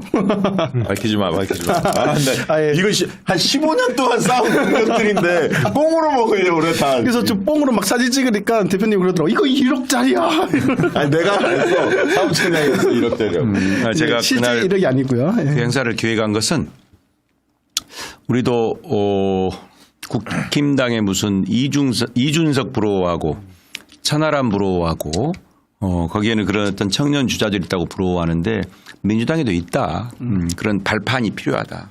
그리고 유능한 어떤 정치 학교 훈련이 필요한데 거기에 또 박시영 대표님 계신다. 해서 좀 도와달라 해가지고 요청해서 그날 그렇게 20, 30, 40 미래 민주당의 기둥이 될 그런 분들을 모셔가지고 특강 이름이 뭐였죠? 특강이 뭔지는 모르겠어요. 아무튼 특강했어요. 아무튼 세력 교체, 세대 교체, 정치 교체를 위한 민주당의 미래 리더십을 위한 특강이었습니다. 아주 좋았습니다. 고맙습니다. 한 3시간 반 한 것 같아요. 3시간. 아유, 3시간 훨씬 넘겠죠. 10시에 와서 4시에 끝났으니까. 중간에 밥은 먹었습니다. 삼계탕 먹었습니다. 자, 그리고요. 아무튼 뭐 그런 게 뼈가 되고 살이 되면 좋은 거죠. 그럼요. 예. 네. 자, 조상호 변호사는 네. 금천에서 출마한다. 네. 이제 많은 분들이 알고 계십니까? 많이들 이제 인식을 하고 계시는 것 같습니다. 아, 그래요? 네. 이제 방송에 나오면 금천 얘기를 좀 해요? 그런 것도 있고요. 네. 이제 댓글에서 이제 보면 네. 뭐 유튜브나 이런 댓글에서 보면 네. 이제 금천 얘기하고 같이 묶어서 말씀하시는 분이 많아졌고요. 아, 그렇군요. 네. 그래도 여전히 근데 조상호는 어디야? 이렇게 물어보시는 분들이 있습니다. 네. 아, 그래. 자, 브랜드 슬로건 뭡니까? 저요? 예. 예. 속이 시원한 확 바뀌는 정치를 추구합니다. 아, 그렇군요. 네. 금천은 오래 살았습니까? 예. 금천은 저희 어머님이 서울에 도착하셔서 첫 발을 딛고 자리 잡으신 지역입니다. 아, 그렇군요. 네, 거기가 이제 구로공단이 있었던 시절에 네. 구로공단 여공으로 이제 어머님이 그때는 이제 뭐 중학교밖에 안 나오셨었는데 네. 예, 그래서 거기서 이제 여공으로 첫 발을 딛고 거기 이제 이른바 지금 독산동 지역에서 방을 구해서 이제 출퇴근을 하면서 처음에는 기숙사에 계시다가 출퇴근하면서 이렇게 지내게 된 동네입니다. 지금 그 금천의 호남 향후회장 맡고 계신다면서요? 예, 호남 향후회장 맡고 아, 쎄. 이미 당선됐네. 그 국회의원 되는 것보다 호남 향후회장 되는 게 어려운 일이에요. 오늘 아침에 누가 이렇게 텔레그램을 보냈는데 우리 조상호 변호사 얘기를 보냈어요. 네. 민주당의 친명, 비명, 반명 가릴 게 없이 모두 다 이재명 파리로 사실상의 매명 사진 한번 찍으려고 하는 사람들이 드글드글 되는데 조상호 변호사는 그런 자격과 품위를 갖췄음에도 불구하고 대표 옆에서 사진 찍기로 어디 올리고 페이스북에 그런 거 자랑질하는 사람 아니다. 조상호 같은 사람들을 진짜 국회로 보내야 한다. 이런 어떤 어디 사이트에 내용이 있었나 봐요. 아. 오늘 캡처해가 저한테 보냈더라고요. 아, 역시 조상호. 박수 한번 해봅시다. 다만 금천인지 모른다는 거 오늘 금천인지 확실하게 해주시기 바랍니다. 저 댓글 보니까 금촌이라고 쓰셨는데 금촌은 파주 금촌이고요. 저는 파주 금촌 아니고요. 서울 금천구입니다. 네. 서울 금천. 이름을 바꿔 조금천으로 오늘부터 조금천 변호사. 네, 좋습니다. 네. 그리고 이원혁 변호사는 변호사 아니 대변인. 네. 네. 아까 철학 박사. 네. 네. 대변인은 어느 지역 출마를 준비 중이십니까? 예, 저는 결심한 지가 그렇게 오래되지는 않았고요. 네. 이제 저는 화성 동탄 2신도시에서 주민들 열심히 시민들과 만나고 있습니다. 동탄 네. 이신도시. 거기가 또 뜨겁죠. 네, 새로운 분구되는 지역. 네. 네. 그 주자들이 좀 몇 분 같이 움직이고 있죠. 네, 이제 네. 앞서 준비하고 계신 분. 본인의 어떤 강점 있다면 뭡니까? 저는 제가 먼저 있었던 토주대감이죠. 제가 지역에서 우리 유치원 비리 사태 때부터 학부모님들을 조직해서 유치원 문제들을 해결해 왔었고, 그리고 임대주택 문제들, 그리고 그 임대주택들이 분양 전환되는 문제들. 그래서 지역에서 그 다른 분들이 이 지역에 없을 때부터 이 지역의 어떤 삶과 이 지역의 주거 문제 그리고 보육 문제를 소소하게 말고 큼직큼직하게. 네. 그렇군요. 조상호 변호사는 어떤 세상을 꿈꾸십니까? 정치 철학이 뭡니까? 전 당연히 지금 이재명 대표님이 늘 말씀하시지만 억강부약이라고 그러잖아요. 네. 그러니까 이제 강자의 힘을 좀 약간 눌러서 약자들이 자신들이 충분히 원래 펼치고 그다음에 갖고 있는 그 권한을 충분히 행사할 수 있도록 네. 그걸 도와주는 게 정치라고 저는 생각하고 있고요. 좋네요. 그래서 저는 그 표현도 되게 좋아하거든요. 정치란 약자들이 가진 가장 강력한 무기다. 좋죠. 네, 그 표현을 저는 되게 좋아해요. 여론조사도 네. 약자가 가진 네. 진짜 훌륭한 도구예요. 네, 왜? 맞습니다. 투표도 마찬가지지만 투표도 누구나 한 표잖아요. 네. 여론조사도 돈 많은 놈이나 힘없는 사람이나 다 여론조사 한 표로 한 사람으로 간주하거든. 네. 그렇죠. 그래서 여론조사가 중요해요. 변혁. 네. 혁명에 있어서 변화에 있어서 여론조사가 훌륭한 도구가 될 수 있다. 맞습니다. 우리 박시영 대표님이 제가 처음 만났을 때는 굉장히 이렇게 막 큰 소리를 안 하셨거든요. 국민항쟁이 시작되고 그러니까 제가 볼 때 제일 지금 최전선에서 예전에 운동할 때 보면 데모할 때 보면 깃돌이 있잖아요. 깃돌이 앞에 깃발 들고 잘 뛰어가는 그런 포스가 지금 느껴지고 있습니다. 아까 대한민국 내노라는 정치 컨설턴트로서 우리 조금천 선생, 조금천 변호사. 진짜 금천인 줄 알아. 네, 조금천 변호사의 정치란 무엇인가에 대한 답변은 몇 점입니까? 이 정도면 90점 드리겠습니다. 감사합니다. 90점. 그 100점짜리 답을 한 번만 더 소개해 주십시오.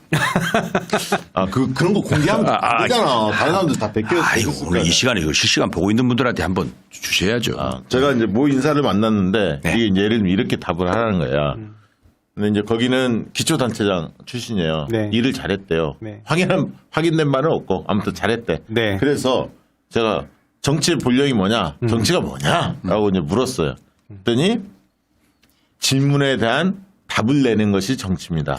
질문에 대한 답을 내는 게 정치입니다. 이렇게 얘기해. 그럼 질문에 대한 답을 내는 게 정치라면 가장 그 리더는 무슨 속성을 가져야 돼요? 문제 해결력 있는 리더가 돼야 한다는 거지. 네네. 질문에 대한 답을 내야 하기 때문에 문제 해결력 이것이 지금의 정치인한테 가장 중요한 자질입니다. 덕목입니다. 이렇게 얘기를 하는 거죠. 네. 저는 해봤습니다. 이 지역을 바꿨습니다. 이렇게 하면 로직이 쫙 빠지잖아요. 완성형이네. 정치란 뭐냐? 본령을 규정하고 그래서 어떠한 자질을 가진 사람이 정치에 뛰어들어야 하냐 규정하고 그런데 나는 이렇게 해봤다. 성과를 거둬봤다. 하니까 쫙 빠지는 거예요. 이 우리가 이제 컨설팅 하는 건 이제 그런 식으로 하는 거거든요. 근데 보니까 90점짜리 돼요. 좋습니다. 제가 볼 때 오늘 이원혁 대변인은 망했습니다. 아니야. 우리 조금천 대변인이 90점을 변호사님이 90점을 받았는데 지금 얼굴 빨간이라고 보십시오. 지금 들어보니 지금 뭐라 해야 될까요? 이원혁 대변인이 그래. 새로 소개되는 정치신이에요. 처음 네, 저는 원래 예전에도 한 번 했습니다. 네, 제가 왜 이원혁 대변인, 이원혁 교수를 모신지 안 물어보십니까? 네. 저는 이원혁을 몰라서 모셨습니다. 제가 대부분은 여기 모신 분들은 과거에 사적 관계가 좀 있어요. 그 인생 여정을 다 알기 때문에 검증된 분들만 모셨거든요. 네네. 실제로 내년 총선을 위해서 뛰어줘야 할 분들인데 제가 이 혁신회의 하면서 우리 이원혁 대변인을 구체적으로 알았어요. 네. 첫 번째는 놀랄 만큼 성실하다. 중요하죠. 네, 성실합니다. 두 번째, 집단 이 조직의 어떤 주문과 요청에 대해서 단 한 번도 거절하지 않는다. 다 미션을 수행한다. 이미 문제 해결력이 있다. 이거 원래 그런 사람들을 옛날 학생운동할 때 선배들이 좋아해. 까라면 까! 아니, 그게 아니고요. 그게 아니고요. 시간 탓하거나 왜 나한테만 이런 거 계속해서 반복을 시킨다거나 이유, 변명, 핑계가 많잖아요. 앞장서는 거죠. 세 번째, 어디 현역 의원이 있는 그런 데가 아니라 신규 지구잖아요. 거기가 새롭게 형성되는. 그리고 한번 거기에서 깃발 꽂고 도전하겠다는 과감하게 아마 결정을 늦게 했어요. 나이가 얼마나 됩니까? 지금? 제가 우리 나이로 41입니다. 그래서 좋네. 그 얘기하려고 그랬는데 젊어서 좋다. 그래서 그 세 가지 이유를 근거로 오늘 이 자리에 다소 일찍 모신 거잖아요. 네. 우리가 유너 프로젝트 6번째 시간이거든요. 네. 6번째 등장한 거야. 앞으로 잘해. 네. 그 얘기하려고 한 거야, 지금. 혹시 올 때 빈손으로 왔어요. 네. 화이팅! 이건영 화이팅! 네, 팀입니다. 그래서 이제 본격적으로 이제 캠페인을 전개하겠군요. 네, 준비를 하고 있습니다. 지금. 그러면 어필 포인트가 뭡니까, 유권자나 당원들에게? 어필 포인트는 제가 당신이라는 거죠. 저는 생활 속에서 많이 문제를 의식을 했었습니다. 제가 네. 2018년도 때는 바야흐로 2018년도 한유총 비리 사태 일어났을 때 네네. 그게 핵심이 동탄이었어요. 네. 맞아, 기억나. 기억납니다. 기억나. 그때 그 이사장이나 임원들, 한유총 네. 임원들이 유치원이 전부 동탄이 있었어요. 그래, 맞아요. 성인용품 샀던 유치원도 동탄이 있었고. 기억나요. 저희가 그때 그 유치원 다니던 엄마 아빠들을 모여서 이제 유치원 싸움을 했죠. 싸우는데 이게 법적으로 처벌할 수 있는 기준이 없는 거예요. 심지어 한 달에 월급 2번 받아가는 사람도 있더라고요. 그래서 저희가 법적인 문제를 해결하기 위해서 유치원 3법 개정 운동을 했어요.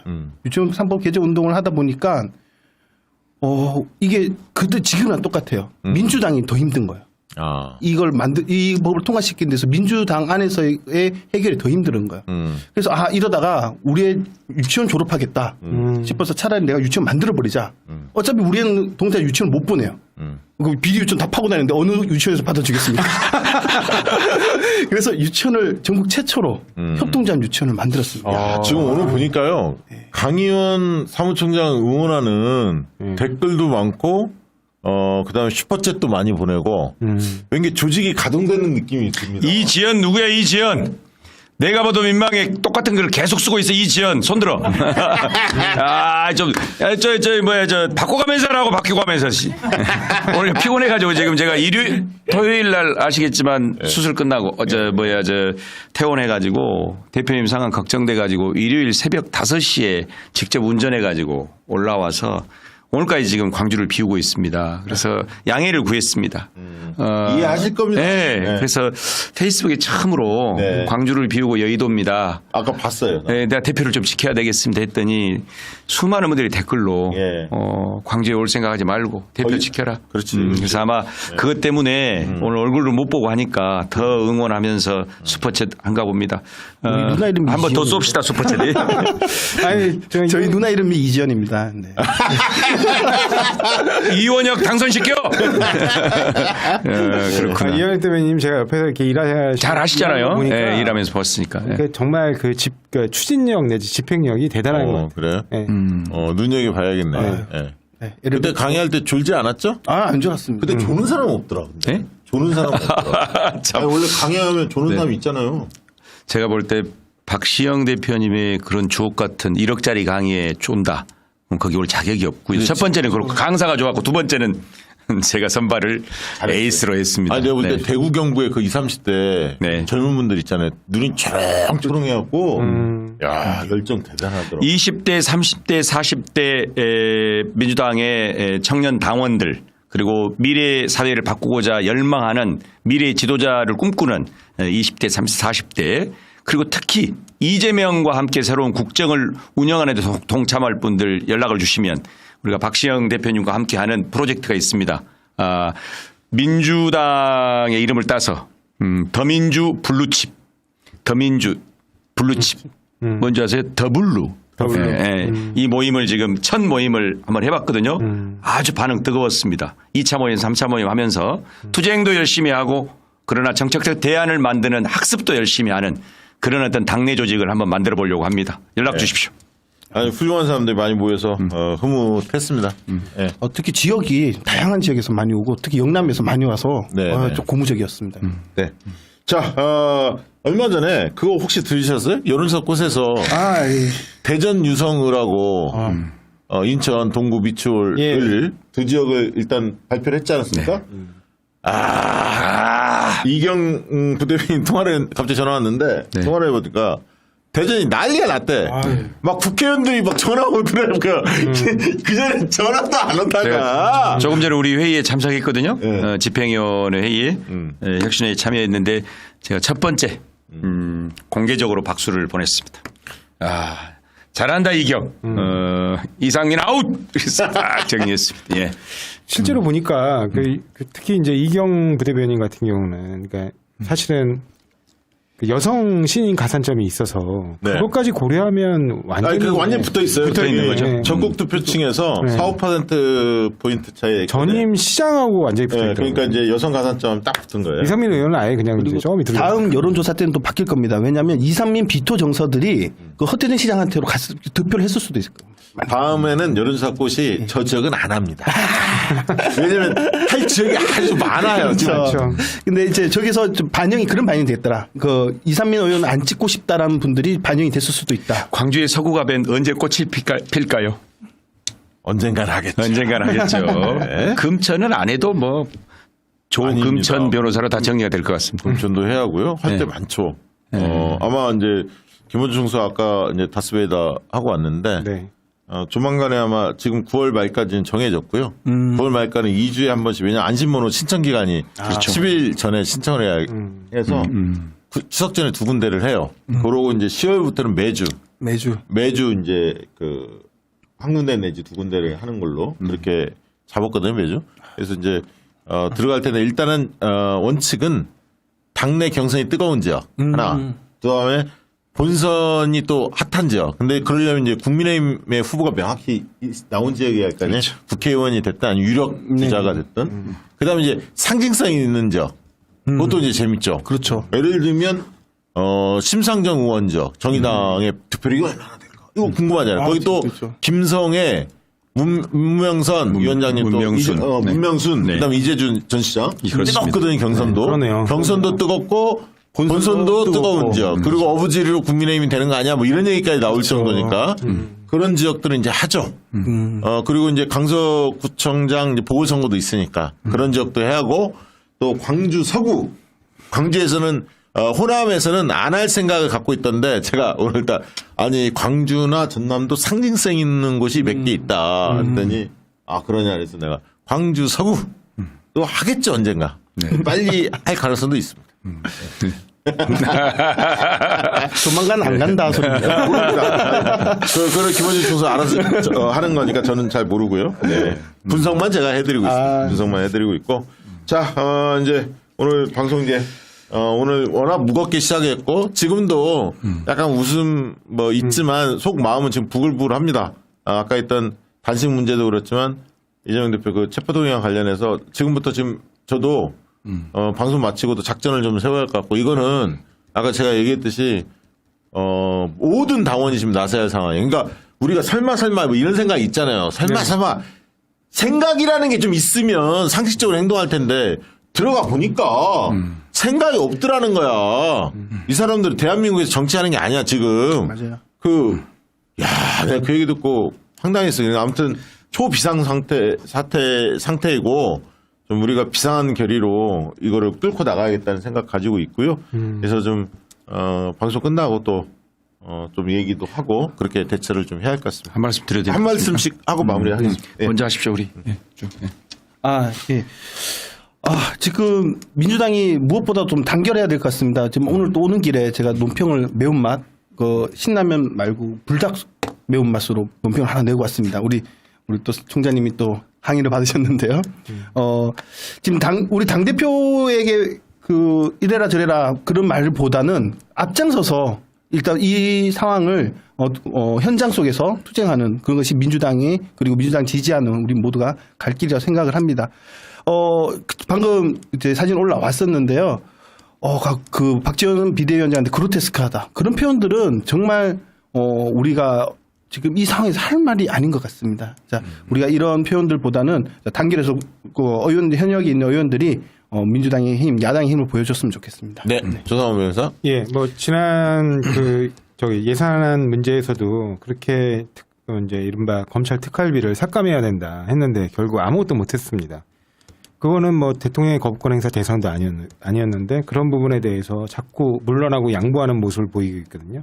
그러면서 얘기를 합니다. 뭐냐면 적어도 그래도 국정 운영에 어느 정도는 협조해줘야 되는 거 아니야 이런 얘기를 합니다. 근데 지금 대통령은 이번에 인사에서 또 명확히 보여줬습니다. 뭘 보여줬냐면 싸워라. 야당을 상대로 이게 합리적인 전쟁이나 다툼이 아니고 무조건 매가지를 채서 싸워라. 그리고 야당을 말살해라. 그리고 우리와 다른 야당뿐만 아니라 국민들도 압살해라. 대표적인 게 블랙리스트 아닙니까? 네. 그러니까 그런 인사로 본인의 색깔을 보여줬어요. 이게 무슨 뜻이냐면 행정 독재를 하겠다는 뜻이거든요. 우리는 삼권 분립 국가입니다. 그러면 입법부가 행정 독재에 발맞춰주는 거수기가 되면 됩니까? 그거는 헌법이 정하고 있는 삼권 분립 원칙에 반합니다. 삼권 분립이 제대로 되려면 행정이 독주를 넘어 독재할 때 입법도 그에 상응해서 모든 일에 있어서 브레이크를 걸어서 행정 독주나 독재의 바지끄레기라도 잡고 있어야 되거든요. 다시 한번 헌법으로 돌아갈 때라고 생각합니다. 네. 자, 네. 우리 정치 신인 화성에 결단한 우리 이원혁 대변인 건국대 교수님 좀 주목해 주십시오. 오늘 위너 프로젝트에 이렇게 초대한 이유입니다. 쉽지 않습니다. 그러나 이런 무대에서 주목해서 널리 좀 전파해 주시기를 기대하겠습니다. 또 우리 민주당의 최고 브레인 우리 조금천 변호사님. 제가 이렇게 했더니 댓글에 계속 조금천 이제는 조상호 이름을 잊어버렸습니다. 조금천으로. 예, 조상호 변호사님. 당분간 조금천 좋아요. 좋습니다. 조금천. 예. 예. 웃고 이 드러내서 웃을 분위기가 아니라는 걸 압니다. 여기 도착 직전까지 정말 경랑의 어떤 토론을 하고 왔습니다. 이재명 민주당 대표께서 지금 14일차 마음 같아서는 당장 이 시간은 이후에 응급차 불러서 강제로라도 후송시키고 싶습니다. 정치고 뭐고 다 떠나서 건강부터 지키라고 호소하고 싶습니다. 그러나 어찌됐든 대표께서 목숨을 걸고 시작하셨습니다. 이재명은 절대로 쇼하는 사람이 아닙니다. 항쟁을 선포하고 당원들이 동참하고 그렇게 하라고 호소하고 있는데 이제 민주당 의원들이 나서 주십시오. 나서서 대표도 지키고 민주당도 지키고 윤석열 정부도 끌어내리는데 깃발이 되어 주십시오. 그래야 됩니다. 그래야 맞습니다. 적어도 대표에게 체포 동의안에 대한 판단을 해달라라고 하면 안 됩니다. 가결시켜달라, 부결시켜달라 다 개인한테 맡기겠다 이걸 대표한테 요청해서는 안 되는 겁니다. 그렇죠. 말도 안 되는 일입니다. 묻지마 부결입니다. 부결의 방법을 논의할 수는 있어요. 그러나 사실은 민주당 당원이고 아니 여쭤보겠습니다. 검사 독재 정권임을 인정하는 사람이 그 사람은 무조건 부결해야 됩니다. 지금 이 무도한 권력이 검사 독재 정권이다 하면 특히 과거에 군사 독재에 저항하고 항의하고 농성하고 감옥 가고 수배당했던 사람들이라면 이 검사 독재 정권도 그렇게 대응해야 됩니다. 그래서 대표 묻지마 부결입니다. 대표님께 위임하면서 책임을 회피하지 마십시오. 만약 우리가 생각지도 못했던 불상사가 생기면 저는 온 천하가 불바다 될 거라고 생각합니다. 단 한 명이라도 모두 다 추적해서 정치 생명을 끊을 것입니다. 그래서 지금 대표를 물리적으로 신체적으로 살리는 일도 단식을 중단시키고 국민 항쟁을 이어가는 것도 일도 첫 번째 중요하고 두 번째는 체포 동의안과 관련해서 묻지마 부결입니다. 민주당 모든 의원들이 거기에 동참해야 됩니다. 방법론을 고민하고 있는 자체가 사실은 서러운 겁니다. 부탁드립니다. 네. 자, 한 말씀만 드리면 아까 댓글을 올라왔던데 이원호 의원님 화이팅 이렇게 돼 있던데 이원혁이고요. 동탄은 이제 더 이상 이원욱은 없습니다. 이원혁만 있습니다. 욱하지 말고 혁신하자. 그것도 괜찮네. 좋네. 야, 그걸 또 비집고 들어왔어요. 네. 내일 방송 소개하고 좀 댓글하고 슈퍼챗 소개해 드려야 할 것 같은데요. 내일 저희가 어마어마한 매치업 환상의 콤비 두 분을 모셨습니다. 최강욱 의원한테 전화했더니 방송에 나와달라 했더니 김태형 소장님과 함께 방송을 좀 하고 싶다고 최강욱 의원께서 먼저 말씀하셨어요. 네. 그래서 지난번에 최강욱 의원이 또 전현희 위원장을 한번 한 적이 있었거든요. 되게 두 분이 서로가 좋아하고 존경하는 분이라 호흡이 잘 맞았는데 우리 가장 그 B 소장 요즘에 가장 수위가 높은 B 소장 김태형 소장님하고 의원 중에는 또 가장 깡이 센 최강욱 의원하고 내일 한번 환상의 콤비 토크를 한번 이 조합은 처음입니까? 처음입니다. 처음입니다. 그래서 내일 저도 기대가 되고요. 내일 정말 1시간 반 동안 네. 흥미진진한 그런 어떤 시간이 되지 않을까. 우리 박시영 TV 구독자 수가 한 10만 정도 내일 저녁에 늘지 않을까. 많이라도 들었으면 좋겠고 10만은 그냥 많이라도 들었으면 좋겠고. 네. 자, 댓글 몇 가지 소개해드리고 오늘 슈퍼챗도 좀 소개해드려야 할 것 같습니다. 안목님이 우리는 센 거 좋아한다고. 좋습니다. 논평 세게 내는 거. 이문채님은 혁신회의 방금 사회 보시던데 고생하셨습니다. 이거는 뭐 제가 사회 보다고 왔습니다. 네, 투어이브님 저희 멤버십 가입자고요. 의회 탄핵은 권한입니다. 그 권한 좀 사용하시라고요. 라고 의견 주셨고 구독자 투님은 아까 이제 저희가 막 비판을 하니까 민주당 의원들에게 총선 포기했냐. 그 체포동의안 관련해 그 얘기입니다. 꿈꾸는 해바라기님 어머님이 잘 키우셨네요. 우리 조금천 변호사 조금천 변호사 얘기네요. 마이금 안녕님도 근천구 산대 나왔네. 조상호 변호사님 화이팅. 이렇게 하나씩 나오는 거야. 화이팅입니다. 네. 네. 나쁜 사람 아님 팝콘 어딨나요? 재밌네. 그렇군요. 진리님은 조금 전 아까 말씀하신 게 100점짜리라고. 참고로 우리 이원혁 대변인, 이원혁 교수 얘기는 아무것도 없다는. 너무 그러지 마. 띄워주려고 그럽니다. 어떻게든 이원혁 이름을 한 번이라도. 욱이 아니라 이원. 욱하지 말고 혁신하자. 멤버십으로 이지연님 가입해 주셨습니다. 고맙습니다. 슈퍼챗 소개해 올리겠습니다. 날고 싶은 닭 푸드덕님 단식 10일 넘어가면 장기 괴사가 온다던데 참 걱정됩니다. 라는 의견 주셨고 이재현님 늘 보내주신 분입니다. 오늘도 보내주셨고요. 보안관 이긴다님 강의원님 응원합시다. 그다음에 임지웅님 우리 그 고향 청년위원장 대학생위원장 맞습니다. 지역에서부터 시작해야 합니다. 그렇죠. 제가 지역에서 좀 집회하라 그 얘기했는데 그런 얘기인 것 같아요. 봄님 3만 원 보내주셨고요. 보보리자님 이재명 대표 쓰러지거나 구속되면 민주당 사라진다. 77.7% 지지율을 단순히 보지 마라. 의미 있는 말씀 주셨고요. 김일권 님도 보내주셨고, 이지연 님도 보내주셨습니다. 강의원 사무총장님과 함께 합니다. 더민주 적국 혁신회의 1년 1만 명 혁신위원 가입하네. 네이버 카페. 유튜브를 아는 사람. 실무자네, 보니까. 유튜브를 아는 사람인데요. 이원혁 최고 나왔습니다. 이원혁 최고. 보안관이 간단히 강의원과 함께 합니다. 더민주 전국 혁신회의 가입합시다. 쭈라님, 강의원 총장님, 국힘 광주시당 앞에서 천막농성 진행 중이라고 합니다. 국힘 광주시당 앞에서 시민들이 맞습니다. 당원들이 응원합니다. 화이팅. 김영준님, 이분은 몇 번 보내줬던 분 아니에요? 네, 우리 선배님이십니다. 그죠? 근데 이 이름 기억해. 영준이 형 고마워. 그때도 그랬어. 다음 주도 부탁해. 강의원 미래의 지도자. 유러브미님, 내일 저희 직관 오신다는 말씀 주셨는데 늘 저희에게 많은 후원을 해주시죠. 제발 대표님 걱정된다는 메시지 남겨주셨고요. 이원혁 동탄 가자! 그레이트 데리스님 댓글 보입니다. 네. 금천 이사 가고 싶다. 이제 그러나요? 경주에 박시영 대표 나와라. 내가 왜 경주에 왜 나갑니까? 내가 경주와 무슨 상관이 있는데. 갑자기 왜 그러는 거야? 제가 볼 때 앞에 계신 분들 같습니다. 자, 정말 어목한, 참 너무나 지금 상황이 엄숙하고 어목하고 그렇습니다. 비상 상황이고요. 괜히 저희가 엄포 떨고 억지로 이런 얘기 분위기 띄우려고 그런 게 아니라 정말 갔다 왔더니 밖에서 보는 입장하고 의원들 내부를 좀 들여다보니까 그 심각성이 이루 말할 수 없습니다. 지난번 정청래 의원님하고 방송 때도 약간 그걸 비치셨는데 술 한잔 했거든요. 술 한잔 하면서 들어보니까 심각하다는 얘기를 하시더라고요.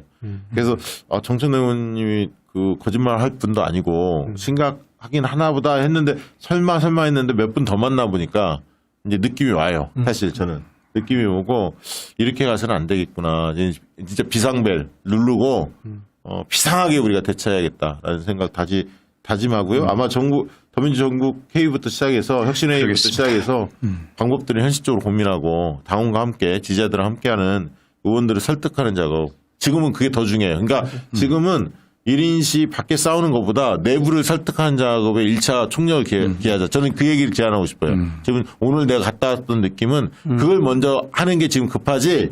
왜냐하면 그게 내부가 정리돼서 첩보동의안 잘 문제를 마무리 지으면 밖에 더 힘차게 싸울 수 있는 동력도 확보되고 명분도 생긴다고 우리가. 그러니까 지금은 밖으로 왜냐면 우리가 역량이 그렇게 많지가 않기 때문에 지혜를 이렇게 모아서 내부를 설득하는 작업. 그래서 왜냐하면 제가 보니까 아까 이경 뭐 이렇게 나온 거 조사 결과도 사람들 잘 몰라. 그러니까 당원들을 척지고 척고 외면했던 이상민 의원이 어떻게 평가받는지가 드러났잖아요. 이런 의원들이 알게 해야 돼. 실제로 알게 한다고. 그리고 당원들 그리고 그 여론조사 꽃도 보지도 않아. 보는 사람들만 보지 모르는 거예요. 그러니까 민심이 뭔지 맨날 이상한 언론들만 보고 맨날 이상한 오피니언 리더들 지역에서 토착 뭐 방귀깨 하나 깨는 사람들 있잖아. 지역에 내려가면. 네. 그런 사람들 얘기만 들으니까 붕 떠 있는 거야. 달나라에서 지금 살고 있는 거야. 그래서 우리가 어떤 그 시민들의 여론이, 당원들의 여론이, 지지자들의 여론이 어떤지를 알려주고 또 지표 그런 나온 조사 결과도 자꾸 보내주고 의원들이 잘 못 보니까 설득을 해야 합니다. 특히 저는 뭐냐면 보좌진들이나 사무직 당직자들도 바쁘기도 하지만 유튜브 쪽으로 안 봐요. 잘 몰라. 왜냐하면 맨날 다른 일들 시키고 그런 얘기 제가 한마디만 할게요. 뭔 얘기냐면 의원들이 왜 유튜브를 싫어하냐고 물어봤더니 이거야. 스타덤 있는 의원들은 나오면 막 조회수가 나오잖아요. 근데 처음에는 나왔잖아. 근데 유튜브에 적응이 안 되거나 관점이 우리 당원들이나 지지자들을 열정적으로 끌어낼 수 있는 그런 스타일이 아닌 사람들은 유튜브의 세계에는 안 맞거든. 그러니까 그 사람이 나오면 몇천 명, 몇만 명 안 보는 거야. 근데 뭐 정청래, 최강욱 뭐 이런 사람, 김용민 의원 뭐 이런 사람들은 막 10만, 20만 막 이렇게 보자 30만. 그러니까 그때부터 움츠려드는 거야. 유튜브 안 나가고. 왜냐하면 조선일보나 어디 신문에 나오면 잘 나가는 의원이나 못 나가는 의원이나 매출 써주잖아 똑같이. 그러니까 보좌진도 칭찬받고 매출 나왔다. 그리고 똑같은 의원으로 거기는 대접을 하니까. 근데 유튜브는 순위가 매겨져 버리는 거야. 그렇죠. 인기가. 그러니까 평가 안 좋은 사람들 더 몸을 숨기고 더 안 나오기 시작하는 거야. 그러면서 유튜브를 아예 안 보는 거고 보좌진도 그쪽 방은 아예 안 보는 거고 이렇게 되는 거예요. 근데 사실은 제가 기억하기로는요. 원래 정청래 의원도 그렇게 조회수 잘 안 나왔어요. 처음에 정봉주 의원이 엄청 떴을 때는 거기에 비해서 정청래 의원이 굉장히 약했는데 정청래 의원이 참고로 조변이 잘 모르는데 네. 우리 방송 늘 봅니다. 네, 이 발언을 알고 있을 가능성이 높습니다. 근데 이후에 계속 나오시면서 이른바 밈을 만드실 줄 알더라고요. 이게, 그렇죠. 이게 원래 개그의 핵심이 반복이라잖아요. 처음에는 안 웃기신 그 행동이나 언행을 계속 반복하세요. 그러니까 나중에는 정말 웃기더라고요. 잘 마무리 잘했어요. 거기 댓글 있습니다. 정치를 알아요. 아니 그러니까 이게 계속 노력을 해야지. 소통이라는 것도 노력을 해야지. 맞습니다. 소통 처음 해봤는데 잘 안 된다고 포기하면 그 다음에 그 사람이 어떻게 국민과 소통하는 대의기관이라고 할 수 있습니까? 맞습니다. 자, 힘내서 우리 열심히 싸웁시다. 진짜 남은 2주에 대한민국의 운명이 걸려 있다. 민주당의 운명이 걸려 있다. 이렇게 생각하셔야 합니다. 지금 진짜 그냥 드리는 말이 아니라 앞으로 2주에 대한민국 운명과 민주당의 운명이 걸려 있다. 이렇게 생각하시고 너무 열받는 일 많지만 그렇다고 해서 감정을 막 드러낸다고 설득이 되는 게 아니거든요. 논리적으로 차분하게 알아듣게 그렇게 설득해야 합니다. 지금 막 욕하고 막 그렇게 된다고 그거 잘하는 게 아니에요. 오히려 자극하지 말고 차분하게 이성적으로 얼마든지 우리 당원들 할 수 있지 않습니까? 너무나 잘 알고 있기 때문에 잘 대처하시라고 하시리라 믿습니다. 자, 오늘 방송은 이것으로 마치도록 하겠습니다. 고맙습니다. 네, 감사합니다.